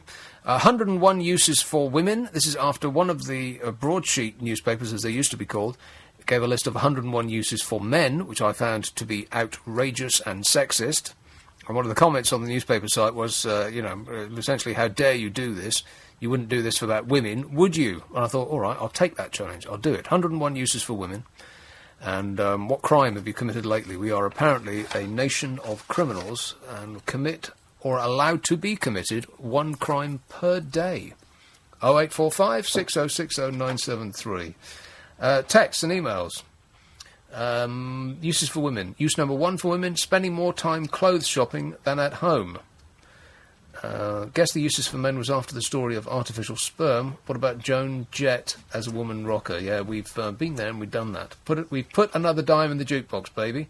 Joan Jett. This is a little bit pop, a little bit rock and roll. Men's uses, umpiring and playing cricket. Women's uses, making cricket teas and washing cricket whites. And, Nick, women enable men to feel superior. I'm not sure that's true. I don't think that's actually true at all. Are you having a panic in there? There's a lot of toing and froing and coming and... No, I don't think so. Well, we're having... we can't call back people who call on mobile numbers. But we seem to be fine with landlines. Right, did you hear that, boys and girls? Don't call us on a mobile. Don't try and text us, because that won't work. Don't try and email us. And but apart from that, everything's super fantastic. Thanks for asking. Yeah! Dude! Nick, please stop using those stupid jingles. They're juvenile and annoying and will force people to stop listening. Get lost. Like I need instruction on how to do a radio show. You. 0845 606... and by the way, you're listening. Yeah, we really hate your show and everything about it, and we're not listening anymore, except that we are. Richmond. Hello, Alan.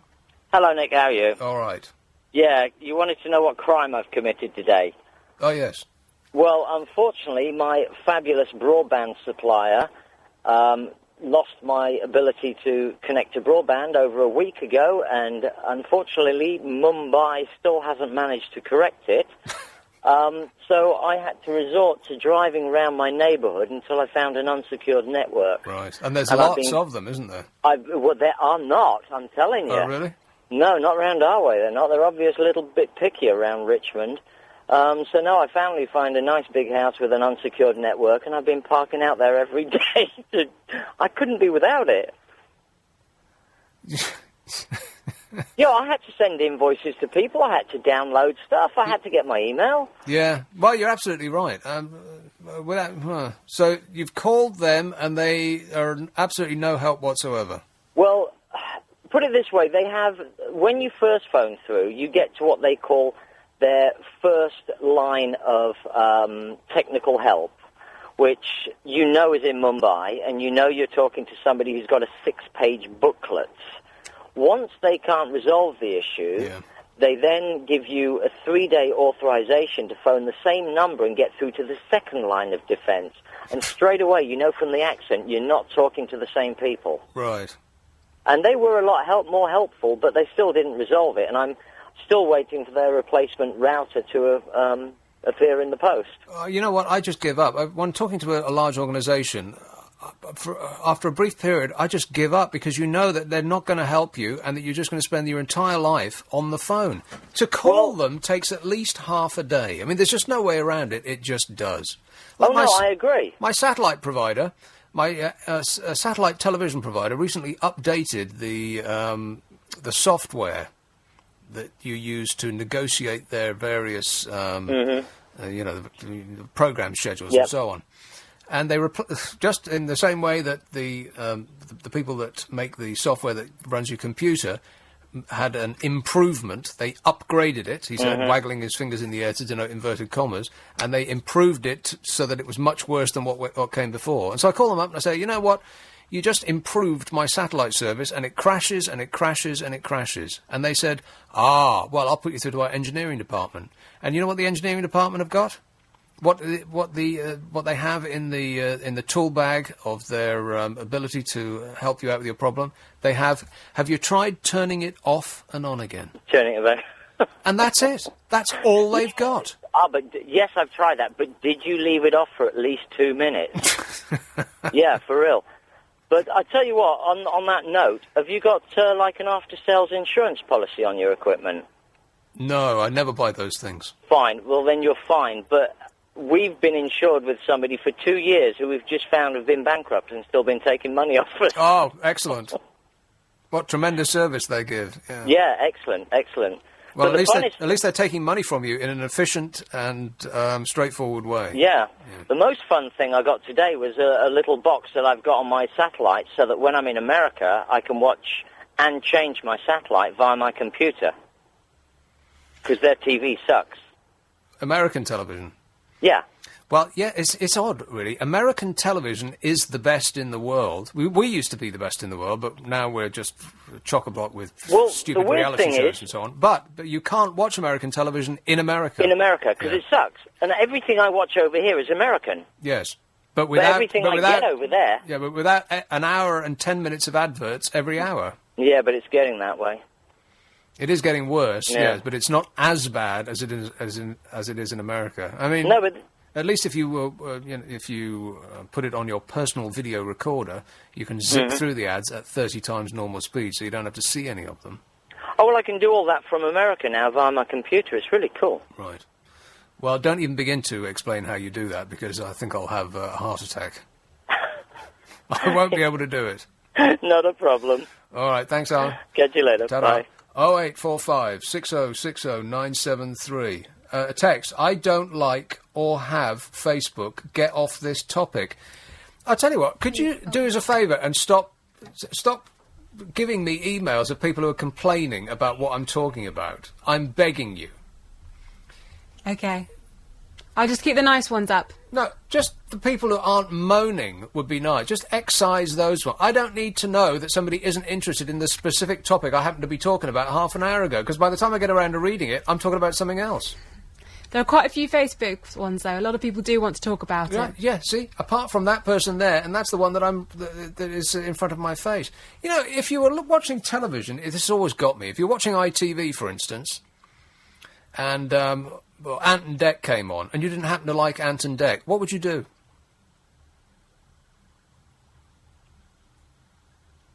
I know what I would do. I'd pick up the remote and I'd change the channel.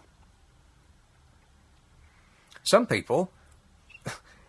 If you extrapolate from their behaviour, they wouldn't do that. They'd pick up the telephone and call ITV and say, I don't like Ant and Dec, can you put something else on?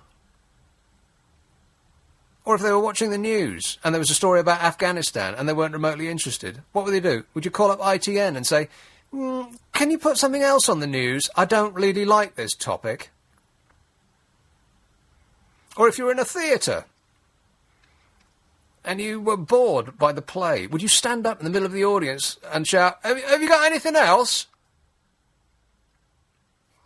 Some people, honestly. I've been saving this for a good long while. Michael Jackson. In closing, about the Facebook site, and I will continue to talk about it whether you like it or not, as as I move along and decide just off the top of my head what I'm doing. But if you see me on a Facebook site, or someone pretending to be me, you'll know they're pretending to be me if they get into a conversation, because I won't. If you have someone who has become a fan of your website, it's not me. I am not one of your fans!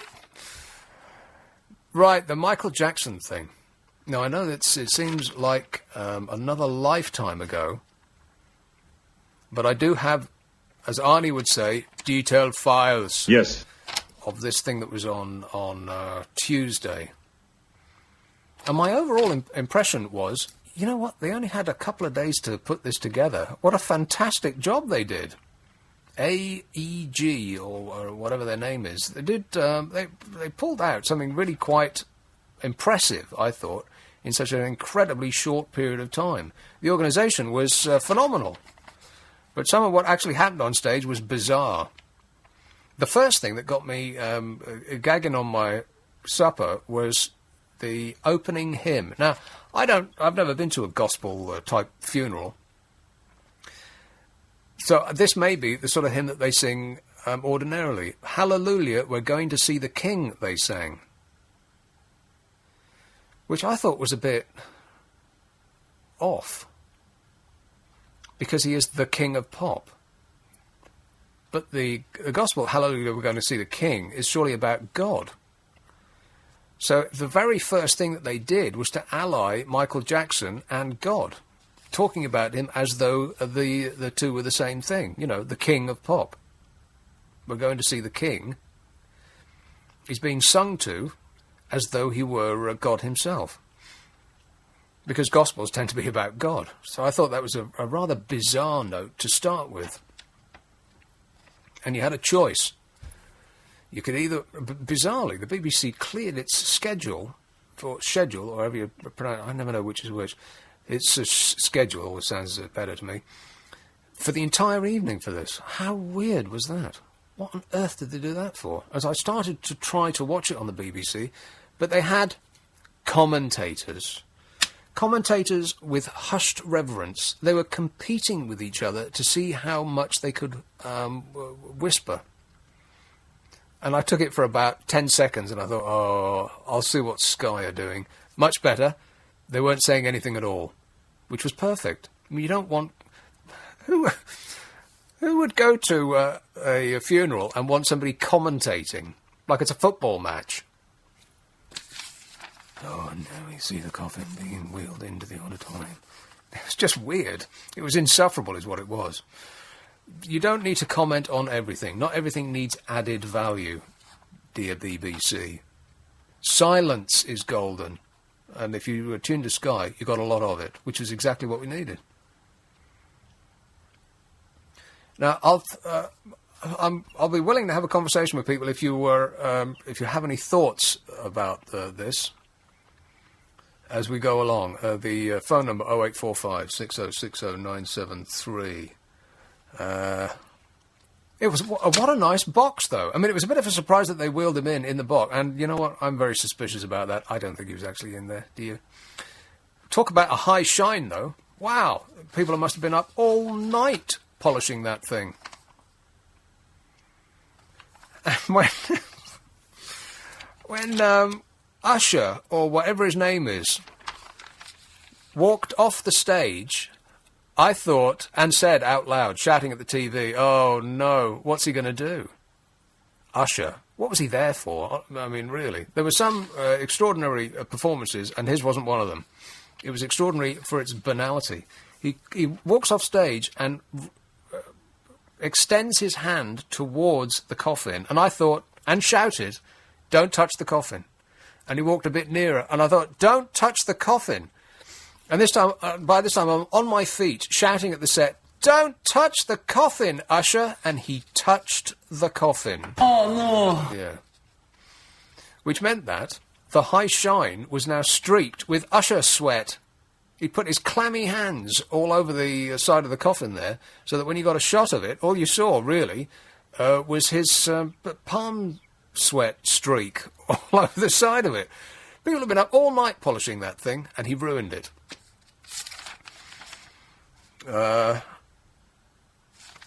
overall, it did occur to me that it was a bit... It was as though the entire world had stepped into the Twilight Zone, because one of the person that was there, who I would suggest had a much better back catalogue, is a deeper and more serious artist, is a more skilled and a better instrumentalist, who's got a better voice, who was also a child star, who overcame greater difficulties and handicaps than Michael Jackson ever did, and wouldn't get any of this, was on that stage. Stevie Wonder. Michael Jackson had 3 albums. Bad, Off the Wall, and Thriller. Those are the ones that everybody holds up as his greatest work. And there's no getting around it, they're pop albums. Successful,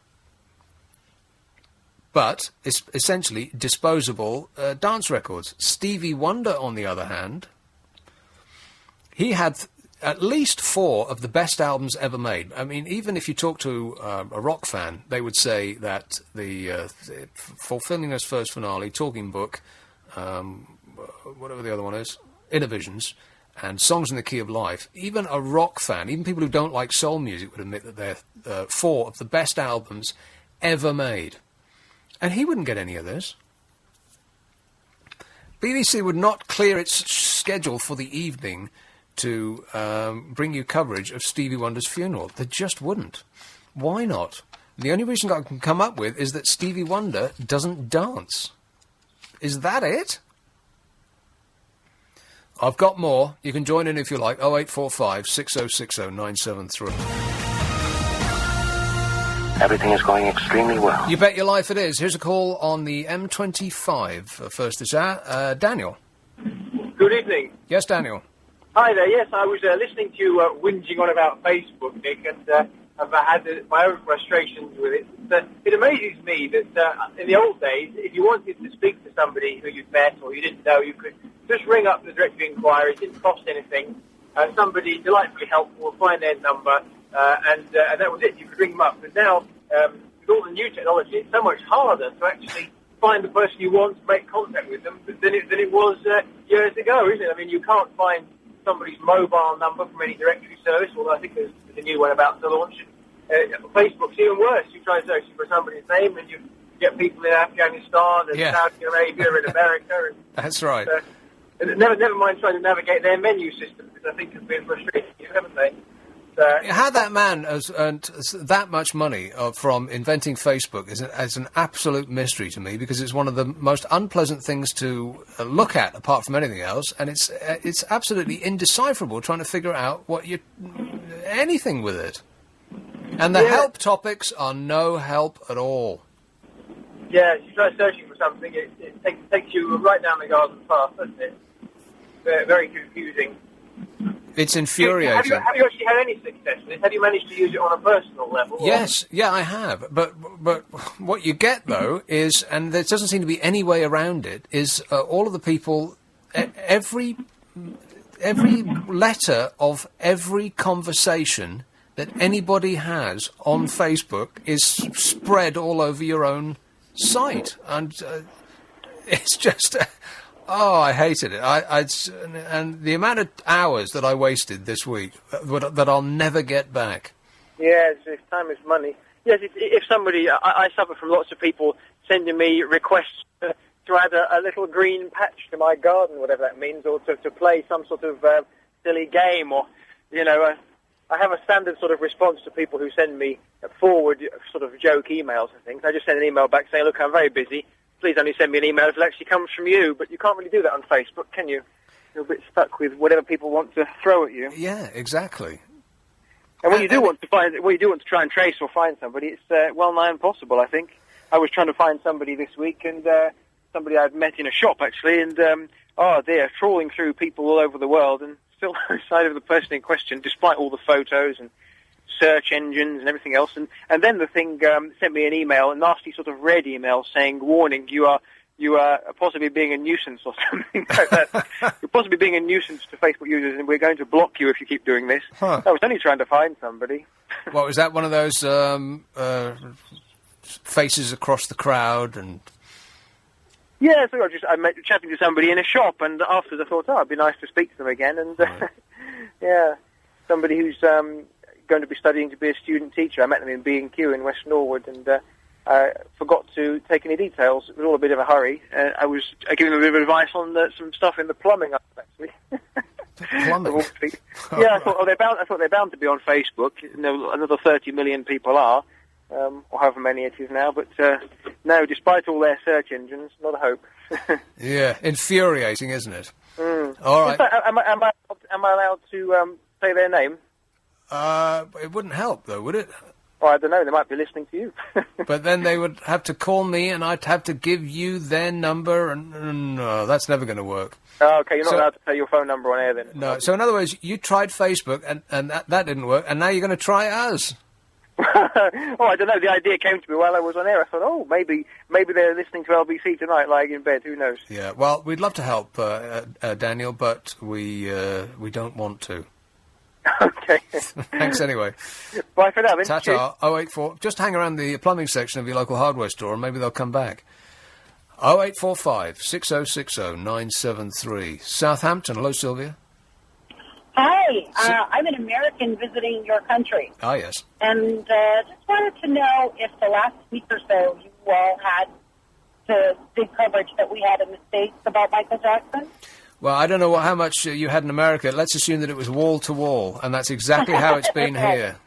You would be correct. Yeah. It was every night, all day long, nothing that we've ever seen, and it was just really, really odd. And you mentioned Stevie Wonder. You said, there wouldn't be the hoopla if that had been. And I think the attraction is with Michael Jackson is that he's just so odd, and Stevie Wonder's a bit normal. That's my guess. That's my guess. That's the attraction with him. Well, you know what? The similarities are legion. They're both black. They were both child stars. They are both in the soul music field. But then they start to part when you start to look at the actual work that they've produced. And Stevie Wonder's work is deep and considered. He's a multi-instrumentalist. He produces his own records. He writes all his own stuff. And on. And he talks about, important issues, and he's one of the greatest singers in soul. And Michael Jackson, on the other hand, is a relatively thin talent by comparison. The only thing that he's better than Stevie Wonder at is dancing. And I'm thinking, is that it? Well, I think he latterly wrote a lot of his music. But I do think that the attraction is his strangeness. And we're fascinated to see what part's going to fall off. But that doesn't explain the hysterical reaction from the news media about this. Stevie Wonder would not get any of this, would he? Stevie Wonder, he just wouldn't. Marvin Gaye, who was a more important figure in the history of soul music than Michael Jackson, he wouldn't get. He didn't get that either. No, he didn't, and James Brown didn't either. Right. Who recently, passed. He didn't get anything near Michael Jackson, and there is just quite a bit of hoopla with this. But we really got tired of it, and I saw a lot of the worldwide coverage, and we saw a lot of the people in the UK dancing and singing and watching this stuff on a big jumbo screen, and it was quite interesting to just see the reaction that he got all over the world. Yeah, we're as crazy as you are. Yeah. And you have better TV, by the way. Well, only because we have fewer adverts. It's not true that we make better television. That's right. But in showing it, we're more respectful of the programs. Right. It's not that we make them better these days. Right. I think that America has all the best shows. Yeah, but we're just so overwrought with the adverts. You're absolutely right about that, and it really is annoying. And now we've got TiVo to kind of skip over the adverts. Right. But it's quite annoying. Yeah, we have similar things here. I mean, no company should really spend its advertising money on television because nobody watches adverts anymore. You just skip through them at 30 times normal speed. Yeah, you're right. So what have you done? Are you here on holiday? I am here. I'm here visiting my fiancé. Yeah. And what do you think of the country so far? Be kind. Be kind. No, be truthful. Be truthful. I like it. It's quite nice. He's trying to get me to move here. So we're kind of having a little pull and tug about that. And where are you comparing it to? Where do you live? Well, I live in Connecticut. I live right outside of New York. Oh, right. So it's beautiful up there, right? It is. It is. It's very, very, very nice. But this, there's a lot of redeeming qualities about the UK, and it's a lovely place, and we're enjoying it. So, yeah, it's got its pluses and minuses, like everything. Okay. Well, I hope the weather improves for you before you leave. I know. Well, you know what? It's funny. I left this type of weather where I was, and I came here. But I really enjoy your show. You've given us a good laugh tonight. Oh, well, thanks very much. And you know what? I bet every single person who you mention the weather to says to you, you should have been here a couple of weeks ago. It was fantastic. Oh, my gosh, he did. That's exactly what he said to me. He said, it's so lovely. I think you brought the bad weather with you. Yeah, annoying that, isn't it? It is. All right, thanks a lot, Sylvia.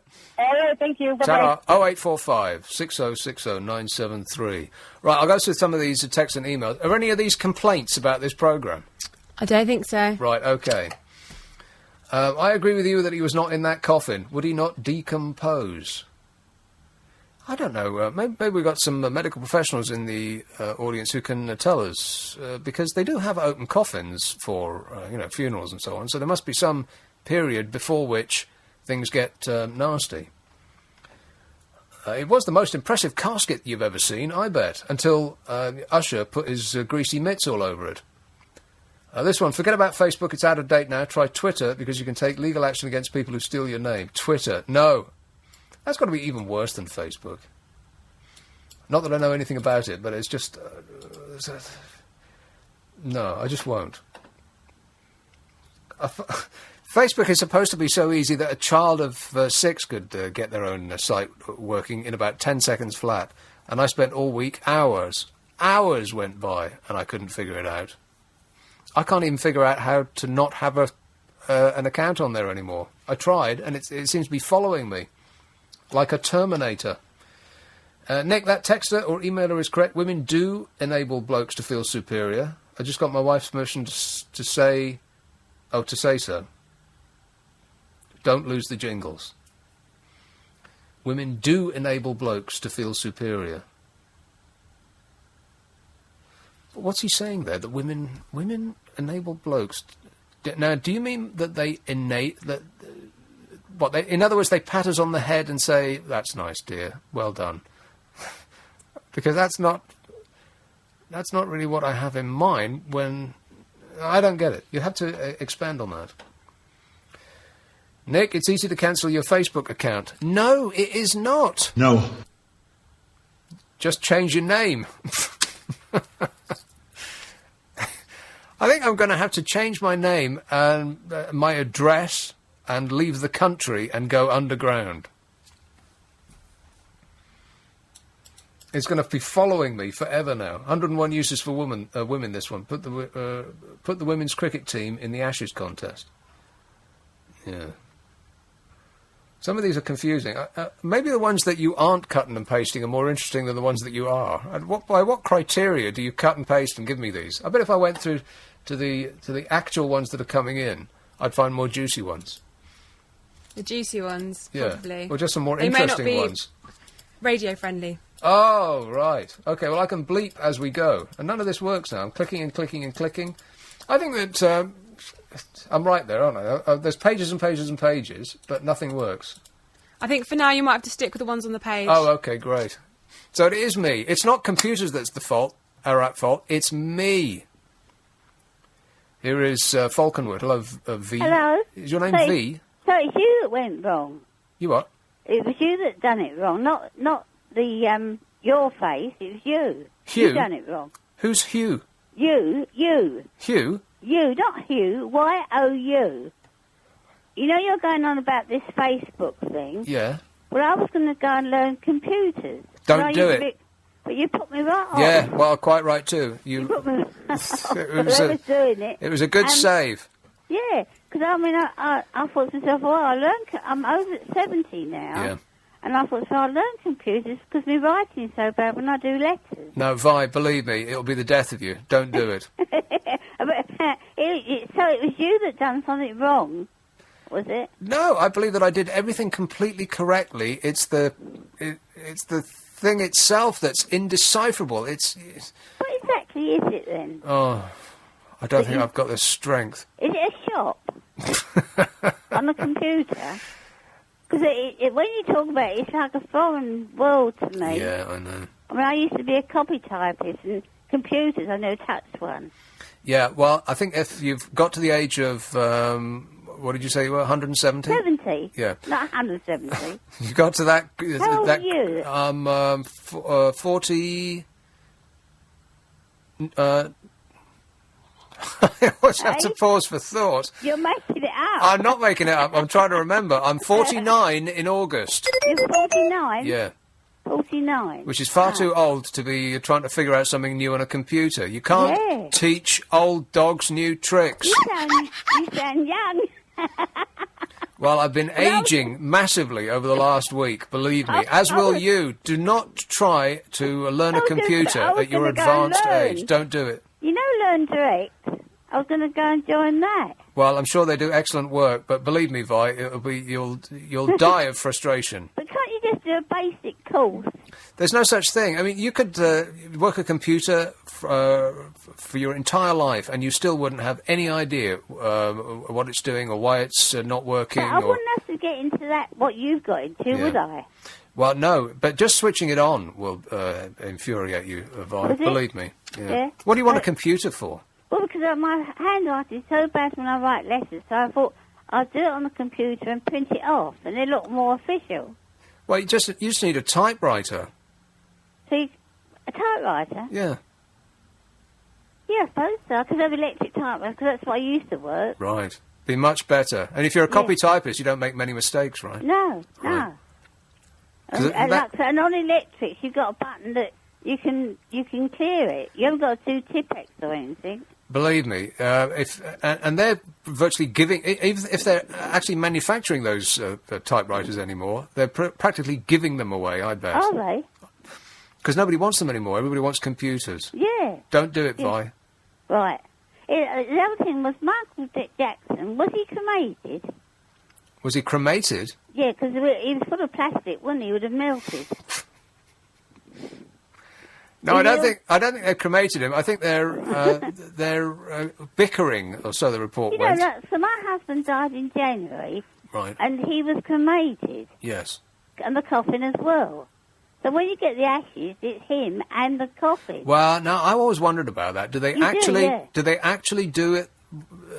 Yeah. Now, yeah. if I was a funeral home, I'd take the body out of the coffin and then reuse the coffin. No, the whole thing went through the curtain. Yeah, but Yeah. you don't know what happens after it goes through the curtains, though, Well, do you? it's in a booklet. It says, because I went up there and collected his ashes, and they were not heavy. And that's the coffin and my husband. Yeah. And But I've weren't had- you just a little bit suspicious that they didn't? Because it seems like an awful waste to put a coffin. Well, no, in- it's only I only had the standard coffin. Right. I only had the standard, nothing posh. And did you ever? Because the thing that I've always wondered about ashes is, I don't know if I should say this. Go on. How do they do that? I mean, do they sweep the inside completely clean so that no other ashes from anybody else that's ever been burnt in I there? don't know what happens once Right. it goes through that Yeah, curtain. it's all a mystery. But when I went up to the because it's the Elton Crematorium. I live in Falconwood, right? Yeah. Now, the ashes are in the Garden of Remembrance between two Scotch pines. That's nice. Because he worked for the Royal Bank of Scotland. The Royal Bank of Scotland? Yes. Boo! He was a bank messenger. He was right down the Oh, road. okay, that's all right He wasn't then. up the top That's with the good. executives. All right. He was a decent man. Yeah, he was a decent man. He's a hard-working man, you know. Yes. He walked the streets of London. You know, he really did work hard. Right. Um, Not like those people up at the top. no, not like right. that one who wouldn't give his pension Him? back. Yeah. We don't like him. No, we don't like him at all. But what they do, they come round where you want the ashes scattered, and the ashes are in like a urn. Yeah. And they open the top, and they dig a hole, and the ashes go in the hole, and then you've got somewhere to go. Yes. See? Now, I always thought that I would want my ashes scattered in the Thames, but it's probably illegal to do that, isn't it? You have to have permission From who? from the port authorities. Do you? Yeah, port authorities. And if I wanted like a bench put up in the city Yeah. with his name on it, Right. I'd have to go to probably Westminster Council, you know, to get permission. Yeah, you can't just, like, You can't park you a just chair can't in the just- street. No, like that. No, but it's important that you do have a spot. Now, the other thing I thought, like, maybe a bit in the Thames, and maybe, you know, my favourite picnic spots. Yeah, yeah. But if it's the River Thames, you have to get permission from the port authority. Right. See, I And wouldn't, otherwise, I wouldn't if- bother with that. I would No. just do it. If you're on a boat and you've got the police control boats going up the Thames, they want to know what you're doing if you're scattering ashes, Yeah. see? And they stop you. Well, you could just, yeah. Yeah, I mean, see? whoever's going to scatter my ashes could just chuck the lot in and then scarper, sharpish. But when that goes, they go through that curtain, that is your ashes. You know, I've got a booklet on it. A booklet. Yeah. Because that was the thing that people wondered whether it was their relatives' ashes or not, but it is.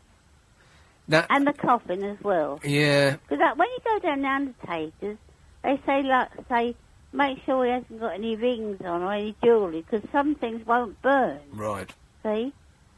Now, I wonder if there's anybody from a funeral parlour who Yeah. can give us some inside But information on this, because that I've is- always wondered about that. Yeah, but they are their ashes, you know, and the coffin. And I was surprised how heavy they were. Yeah.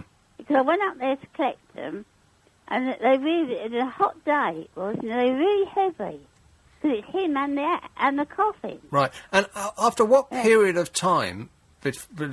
What, you're about- happy to talk about this, right? of course I am. After what period of time after the coffin went through the curtains did they Yes. give you the ashes? Well, you don't get them straight away. You have to, they give you time to wonder. Because first of all, I was going to have them put in the garden. Here. Right. But I mean, is it half an hour or is it the next Oh, day no, or it's what? longer than that. It's about, say, 3 to a month. Oh, okay. Yeah. A month? Yeah. Yeah, because it gives you time to wonder what you want to do with them. What are they doing with them for a month? Well, they keep them in the office. Do they? Yeah. I've got a gold box, and in that was a plastic bag with his ashes in it. Right. See? So Now, did you ask them to keep it for a month, or is that common procedure? That's common practice, Is because they it? give you the chance to wonder whether you want them scattered in the garden of remembrance, or in your own garden, Yeah. or somewhere where where the two of you used to go to. See, Give you that I'd want choice. DNA tests done Yeah. on my ashes to make sure that they're actually mine. Yeah. I don't know. Don't they do your swab in the mouth, DNA? Yeah, that's right, yeah. Because when he was in hospital last year, and he caught MRSA, Did he? they swabbed his mouth. Right. And the district nurses come in and swab his mouth, and he was cleared of that. But he died because his stomach attached itself to his bladder. Right, well, that's a little bit too much Yeah, so you- information. Right. But the next step. I is didn't even know that such a thing was possible. But anyway, let's well, move. that's what it was. I saw it on the X-ray. Right. I wasn't supposed to see it. There No. was a big black mass. Right, moving swiftly along. Yeah, but the thing I want to say to you is that the last thing I want to do is try and get a bench for him Right. up in the city. In the city? What, yeah, the well, that's where he walked. Oh, I see. Right. Royal Bank of Scotland Messenger. Do they actually have benches in the city? Yeah, we used to meet at lunchtime Right. and sit on this bench and have our lunch. Huh. Yeah. Right, and how do you go about doing that then? Well, then you have to get on. If it's a city, I think you have to get in touch with Westminster Council. I think they cover the city area. You know, to have a bench put up there with his name on it. Right. Well, I hope that... Eventually mine when I die. Well, if I hope that in the future I sit on your bench. Yeah. We work for Royal Bank of Scotland in Lombard Street. Right. Yeah. Hmm. Well, Do you ever go up there? No, there's no reason for me to go up there. Who do you bank with then? You got pen and paper? I'll give you my account And details. I'm not your face. Invites, pleasure talking to you. Anyway, nice to talk to you, Nick. Tara. Bye. 0845 6060 973. If there are anybody who work for funeral, anyone out there who works for a funeral parlour who can put us out of our mystery, because I always did wonder about this. I mean, you know, you buy the coffin because you feel that you have to. I mean, you can't put them in a bag, can you? But it seems that in your moment of stress, full of woe as you are, you're being led along the path to buy the most expensive thing that they've got. I mean, they're in the business of making money, aren't they, essentially, funeral directors? They're not charities. And then they go and set fire to it. A brand new, previously unused coffin. And I always thought, that doesn't really seem to make much sense to me. I mean, if you're running a business, what you'd actually do is you present the person in the coffin, you take it behind the curtains, and then you'd whip them out of the box, and then you'd reuse the box. I mean, apart from anything else, that seemed to be the green thing to do. I also wondered about the actual ashes themselves. The only time I've ever seen it, what the inside of one of those ovens looks like, is in the James Bond movie, or whatever it is, Thunderball, or maybe it was Diamonds Are Forever. Anyway, one of those movies. Diamonds Are Forever. And so it is basically, well, it's an oven, just as you might expect. But do they clean it out completely so that no two people's ashes ever mix? I would find that hard to believe. Is it calling Temple Fortune? Hello, Linda. Hello.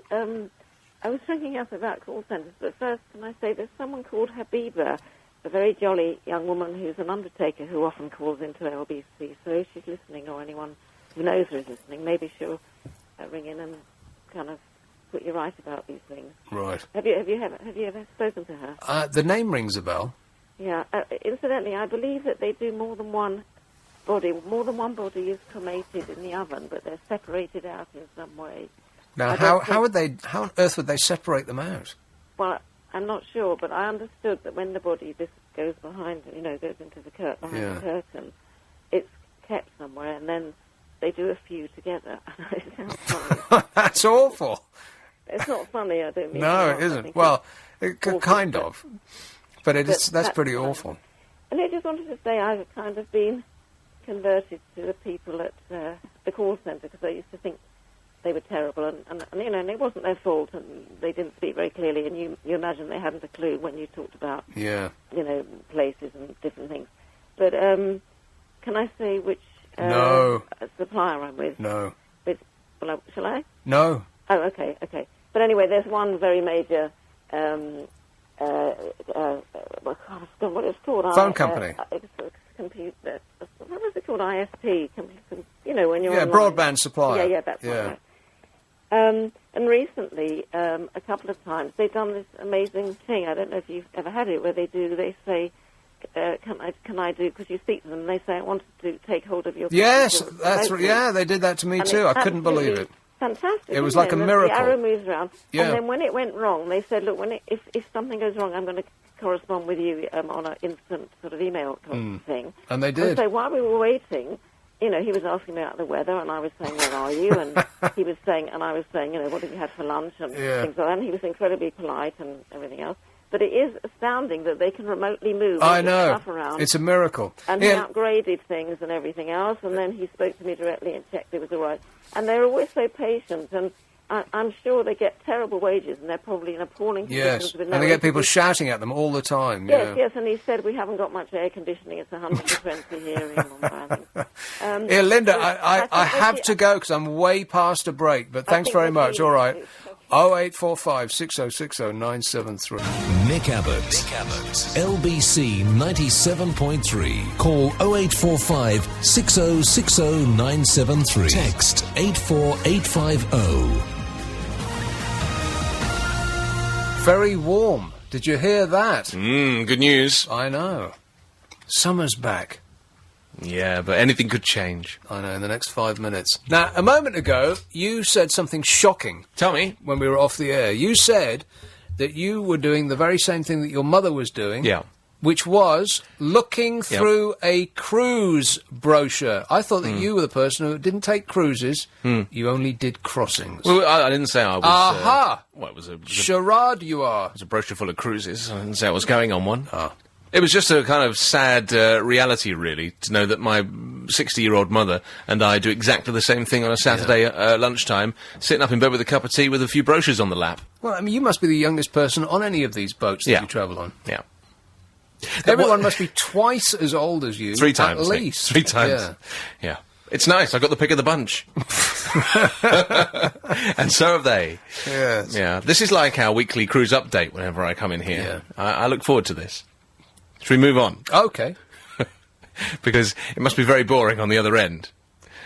I'm guessing. Oh, believe me, if their interest wanes for a millisecond, they'll be on their little text and go, "Can you talk about something else? I don't like this topic." Like that. Okay, well, we'll wait for that to happen. Yeah. Yeah. Only on the radio would they ever do that. They would never do that on television.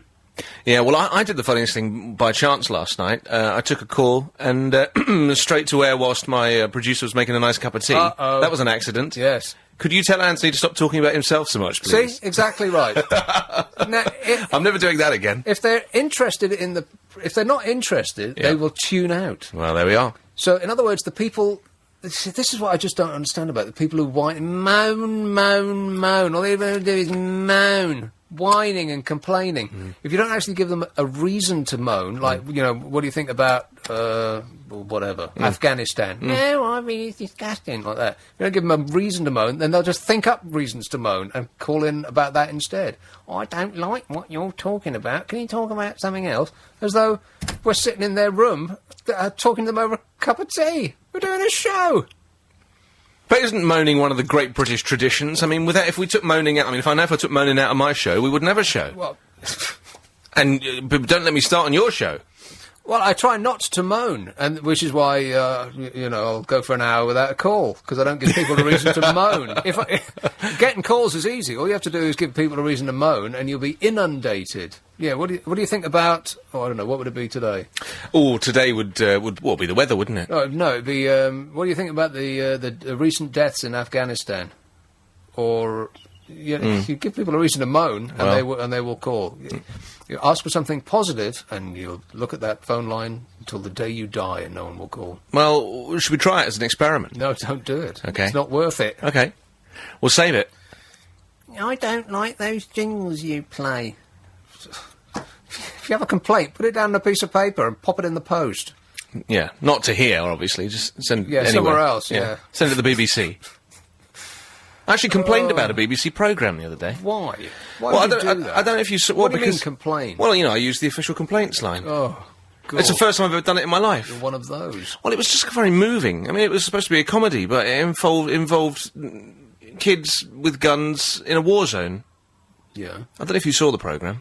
No.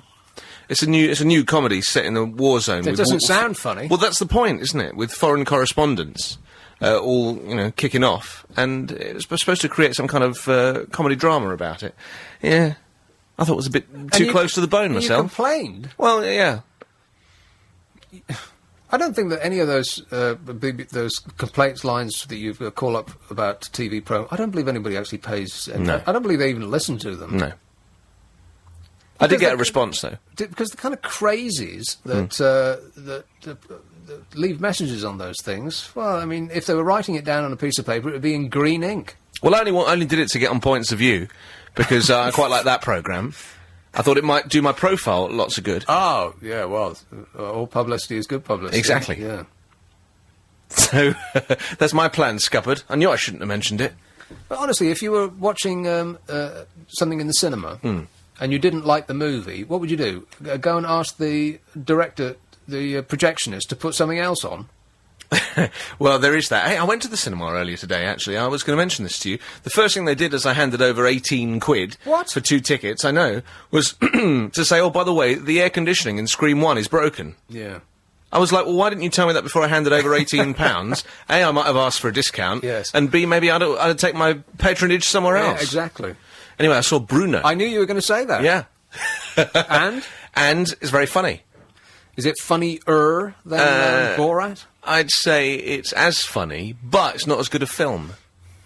It's funny, it's like these days you can make a film, it doesn't necessarily have to have much of a structure to it. It doesn't have to have a beginning, a middle and an end. It can Right. just be a series of vignettes. Yeah, it's like a TV programme. Effectively, and that's kind of what it is. I wished it was more of a feature film. Right. Which Borat, I think, was. Well, it had a loose story, didn't it? A very thin story on which they just put all these sketches, essentially, is what it was. Yeah. But it was charming. Borat was charming. Whereas this character, I think, is less vulnerable, and therefore you don't feel for him quite so much. Right, he's more aggressive, whereas Bruno was just a dope out of water. Exactly. Right. Yeah. But definitely worth seeing if you fancy a giggle. In fact, I lost my voice after the film. I was laughing out loud so much. I've got a new voice now. I'm using a new one now. It suits you. Thank you. I did, when I saw Bruno the first time in the cinema, I did have to... Borat, after about you mean? half an Borat. hour... Yeah, Borat. Yeah. I did have to physically relax my face because it was hurting so much. Yeah. Then I saw it the second time, and I started to feel sorry for the people that he was... whose kindness he was abusing. Yeah. Because if you are in front of a television camera and somebody asks you something stupid, you ignore the stupid thing that they've asked you and you answer what you think they meant, which just makes you look stupid because you're answering seriously a daft question, but you're trying to help the person who's asked the stupid question out by guessing what it is that they actually meant. Agreed. I think I know what you mean. Right, so like so somebody used to worked on the radio. Somebody used to go in the street and they'd ask him questions like, "Do you think that the speed of light is too fast?" Which is the stupidest question, and the correct answer to that would be to give them the finger and to walk away. But you don't want to do that because that would make the person who's asking it. You think it would reflect poorly on them, so you try to help them out. You want to give them the content that they're looking for, and effectively, yeah. So you rise to the occasion and you say yes. Or no, or Yeah. you try to answer the question that you thought that they meant to ask, and then the response from them is to snigger and point at you and what a dope you are. And all you were doing is trying to help them. Well, a lot of that is very prevalent in the Bruno film, especially when he's interviewing parents of kids who are trying to get their kids on a TV programme and asks, do you mind if your children operate heavy machinery, antiquated machinery, and the like? And the parents are just like, no, not at all. Our kids are up for anything. And we're talking about 2 and 3 and 4-year-old children. Right. Do you mind if your child is nailed to a crucifix and photographed? Nope, he's fine with that, they say. It's very near the knuckle. Yes. Close to the bone. Right. Yeah, but see it, because you'll have a laugh, and you'll have to go on face relaxation session again. Well, that guy is going to make more money than probably any British comedian in history. They're talking about a $50 million opening weekend. 2 days, 50 million. Well, he deserves it, because he's really put his cojones on the line there. I'm telling you, and you get to see it plenty in this film as well. No, seriously, and all the great comedians who are still alive are saying, he's blown us all out of the water. We cannot do anything now that is funny. I mean, Ben Stiller is furious, apparently. If you put one of Ben Stiller's successful, box office grossing movies next to what Sacha Baron Cohen is doing, well, the two, they don't stand up. What passes for comic talent in the movies these days is, I just don't get it. Well, I mean, risk, I guess. Adam Sandler. Please explain the success of Adam Sandler. That's comedy light, though, isn't it? Well, it's not even comedy. It's just not funny. Adam Sandler, everything he does is a wild success. He earns like $40 million a movie, and nothing he's ever done has been remotely amusing. I'm mystified. Well, it's like eating a soft mint instead of an extra strong, isn't it? Some people feel the need. Right. Although I thought The Wedding Singer was a good film. And so they say. There's just something about that man's personality. I can't be in the same room as him. But him and Ben Stiller have a kind of certain similarity. Well, Ben Stiller, he did that night.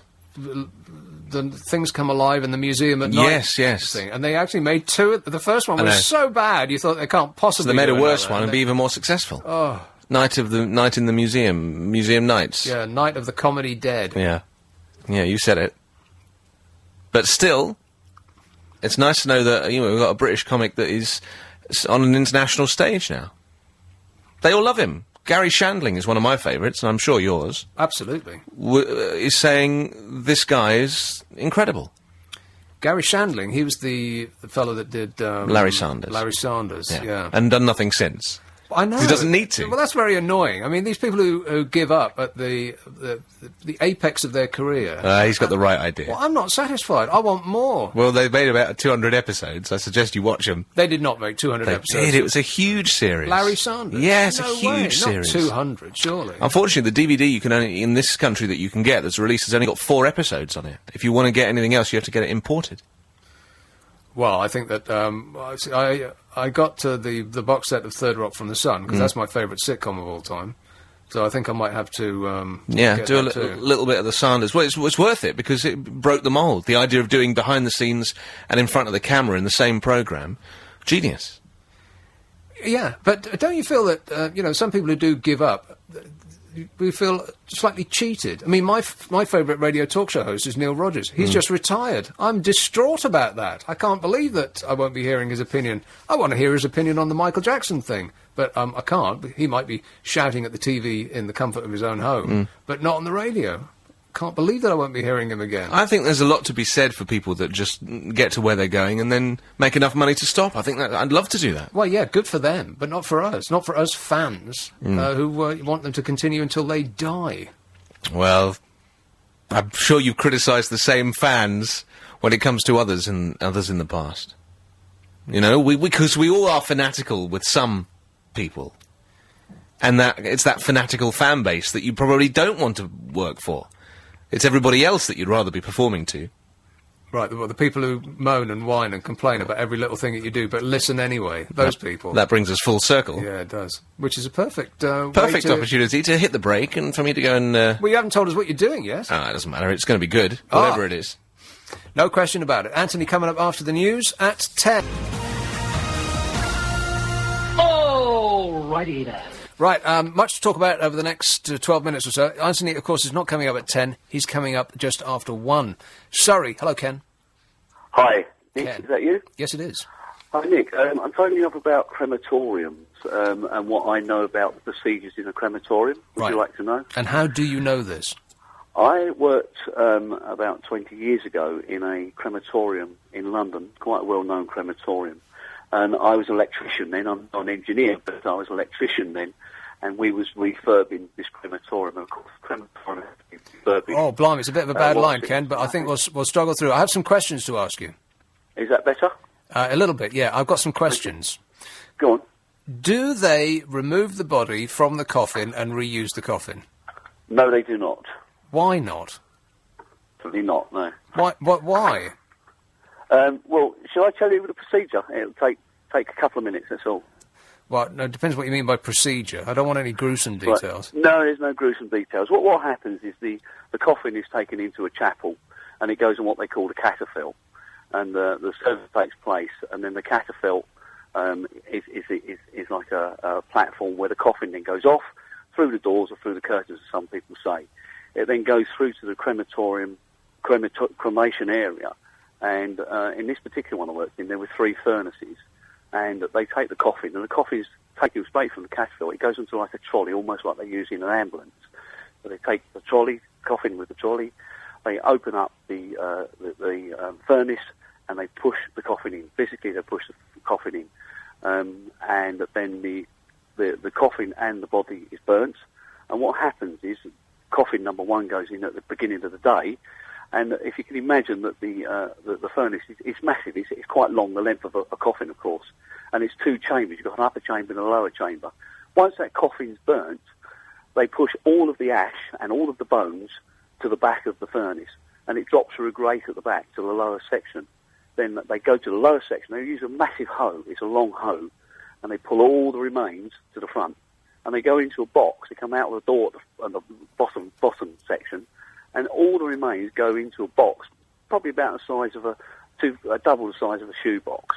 It's a metal box, and then in that metal box they have a magnet which they hold in their hand, and they run a magnet out, take all the nails and all the bits and pieces out, all the metal bits, and all that's left in that box is bones, purely bones. They then take the bones from that person and they put it into just like a washing machine. It's a stainless steel washing machine with 3 stainless steel balls in. It rotates and it crushes all the bones up into almost like a fine dust. And that is what your ashes are. And one of your people who phoned in said that it's quite heavy. And the reason it's heavy is because it's bones, and bones are heavy. And you don't get the ashes of the coffin because that just goes to nothing. Because when they push a coffin in, I've actually seen it happen because I was working in the area where the furnaces were. And after they burn 20 bodies a day in the winter period, when there's a lot of deaths, old people dying. And I've seen them do up to 20, 25 bodies in one day in one crematorium. And it's quite amazing. So the ashes that you get aren't the flesh or the squidgy bits of your body. It's Nope. just bone. Just bones. Right. And the period of time when I did it was about 20 years ago when I saw this happening. And literally, as the lady said who phoned earlier, you go back after three to 4 weeks and you collect the remains, the ashes. And what they do with the ashes, when they take them out of this machine, they let them cool down because they're still warm. They stay warm for quite some time. They cool down, and they literally put them in a bag, in a plastic bag, and they've got a name on it, a name tag on it, who they are, and they're put up on a shelf. Yeah, but you know what? Ashes are ashes, aren't they? I mean, how carefully do they actually separate? Because you give somebody ashes and say, this is your dear departed, what are they going to say? It doesn't look like him to me. What they do, as I explained, they do body number 1, right. And what they do, they pull that through and put it in a box, and they have a little tag that says Joe Bloggs, and they put the tag on the front of the furnace. Then the next body goes in, they burn that, push it to the back, and it drops down, and now it's sitting right at the back of the lower furnace. Right. They pull it forward. Okay, but no part of anybody else's ashes could. No, it's done in such a good way. There's so many stories about they take the bodies out. It doesn't happen like that. It's done so clinical. It's so clean and tidy, and you get the bones that are broken up, and that is the ashes of your loved one who's died. Right. And that's how they do. When I actually worked there, I'll tell you a story. I was actually working there as an electrician, as I said, and we was fixing cables up at high level, and we had to move some of the ashes because they just sat on wooden shelves, just simply wooden shelves, and there's lots of them. You can imagine hundreds of them. And one of the ones we moved was Reginald Bosanquet. You remember the newsreader? He died. Yeah, Reggie Bosanquet, yeah.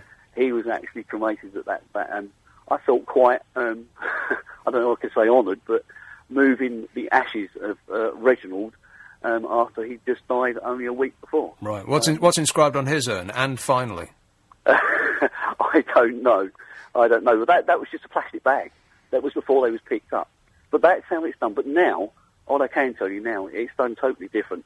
The cremator operator actually put the bodies in, put the coffins in, and he would actually push the ashes around, break the coffin up, so it would burn better. Push it up with this big hoe, and you actually saw the bodies inside the furnace as I was working there. Not only me, there's other guys working there as well. But life had to go on. Pardon the pun.